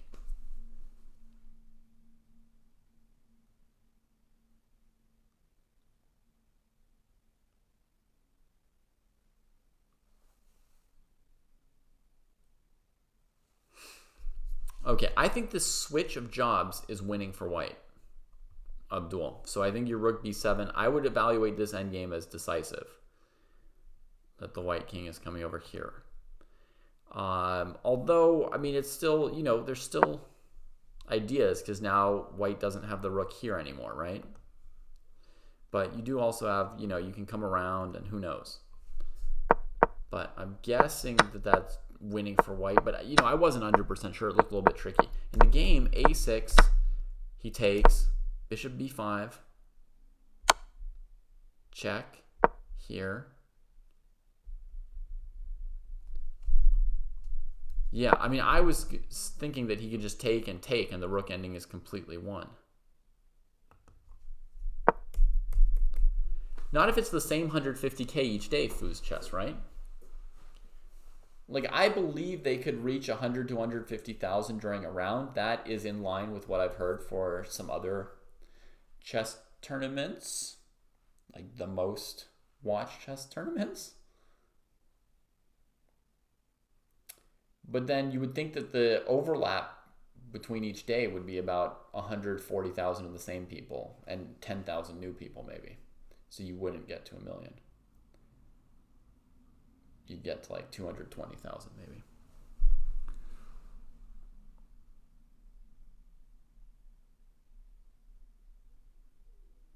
Really? Working class hero?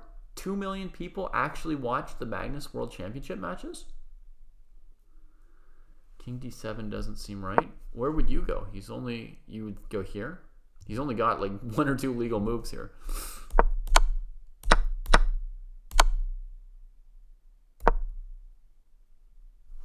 Oh, I thought the king would come here. What? On old-fashioned terrestrial TV. I guess king e7 could have made a big difference, huh, Richie? If you can come here when the rook comes here and then the pawn can't come there. But going here commits to sacking all these pawns, right? So if he had played king e7, then he's committed to the following continuation. I don't know if the king goes to b2 or d2. I don't know what's going on with that, but he's committed to something like this. There's rook b6 as well as rook b5. Rook b6 takes here, here. What if the king were here? That would just be winning.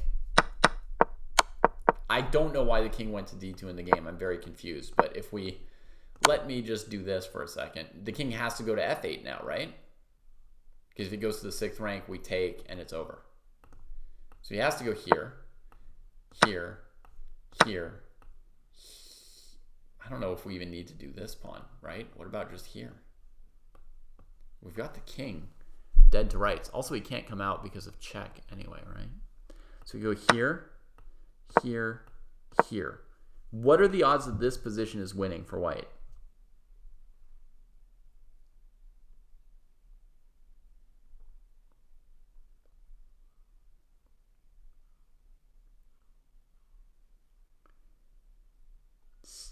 Feels like it must be winning.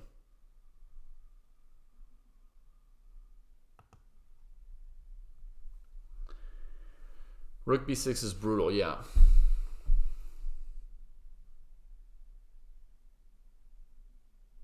Watching time is more important than the number of views. Okay. Yeah.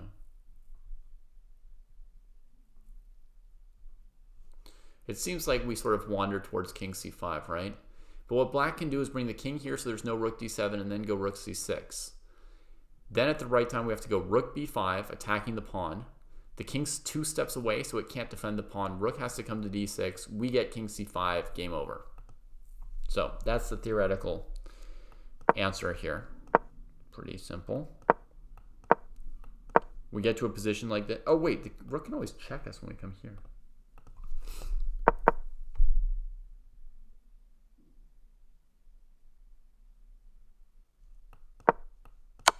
Got to be precise, then bounce back. So we can only do this here, here, here, here, and here. Now it's not totally as easy because this pawn goes. But after rook c5, I mean, it is winning.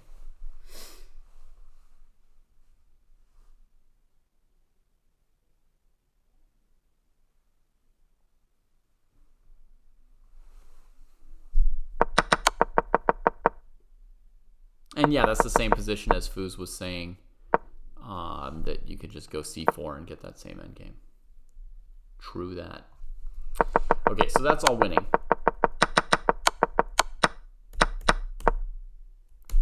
King d7, takes, here, here. This is the game, here, here.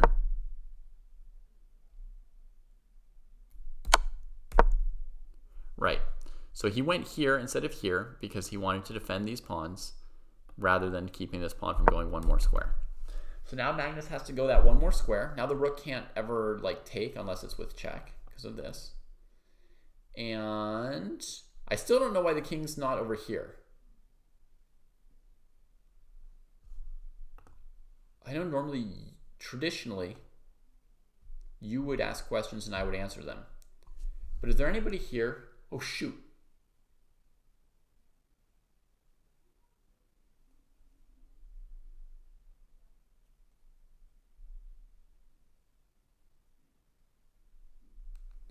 I have to go. But does anyone have any thought why the king didn't go to the B file?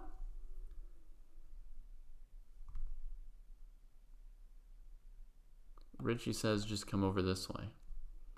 Move the king rook this way, then walk your way up this way.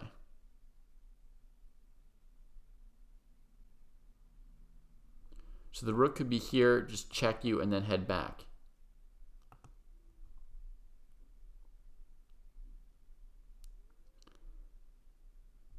Too bad there's this pawn. Otherwise, you could like build a thing with like your king here, and then you sack the rook and get yourself stalemated or something. Wouldn't that be awesome? If you could somehow build a little stalemate for the black king here.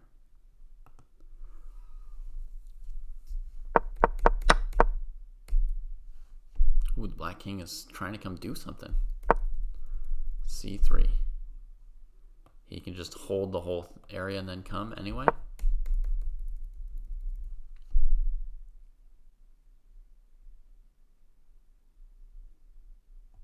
Is this king trying to like get around and box out the white king so it can't come up the whole file? We're getting a real endgame, folks, and unfortunately I have to make myself scarce, even though you're finally getting a really nice classic chess 960 endgame. It does seem a little nerve-wracking, right, for this king to be that good, but this rook's completely tied. So here, here, rook here, here, king f4, trying to cut the king off.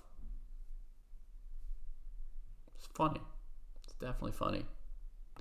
White is winning. I agree. I agree.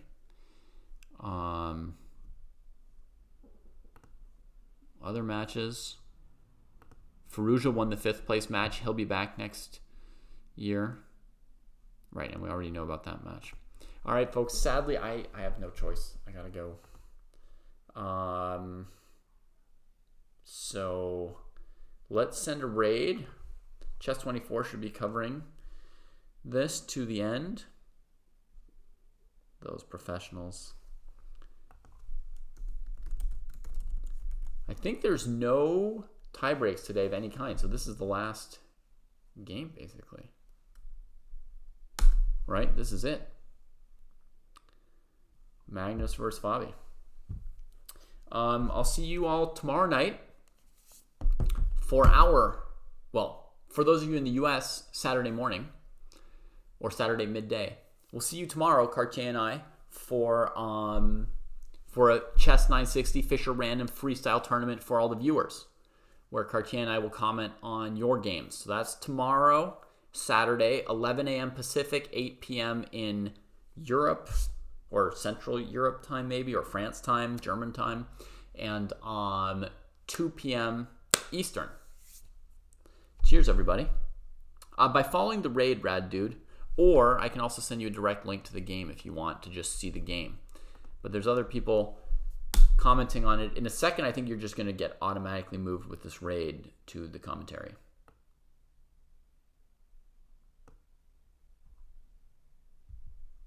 Peter in the knockouts, in the classical. After that one loss against Ali Reza, Magnus was unstoppable. Yeah, absolutely. And he also has won all his white games. Oh, looks like he resigned as I was raiding. Cool. Good job. Good show. See you all later.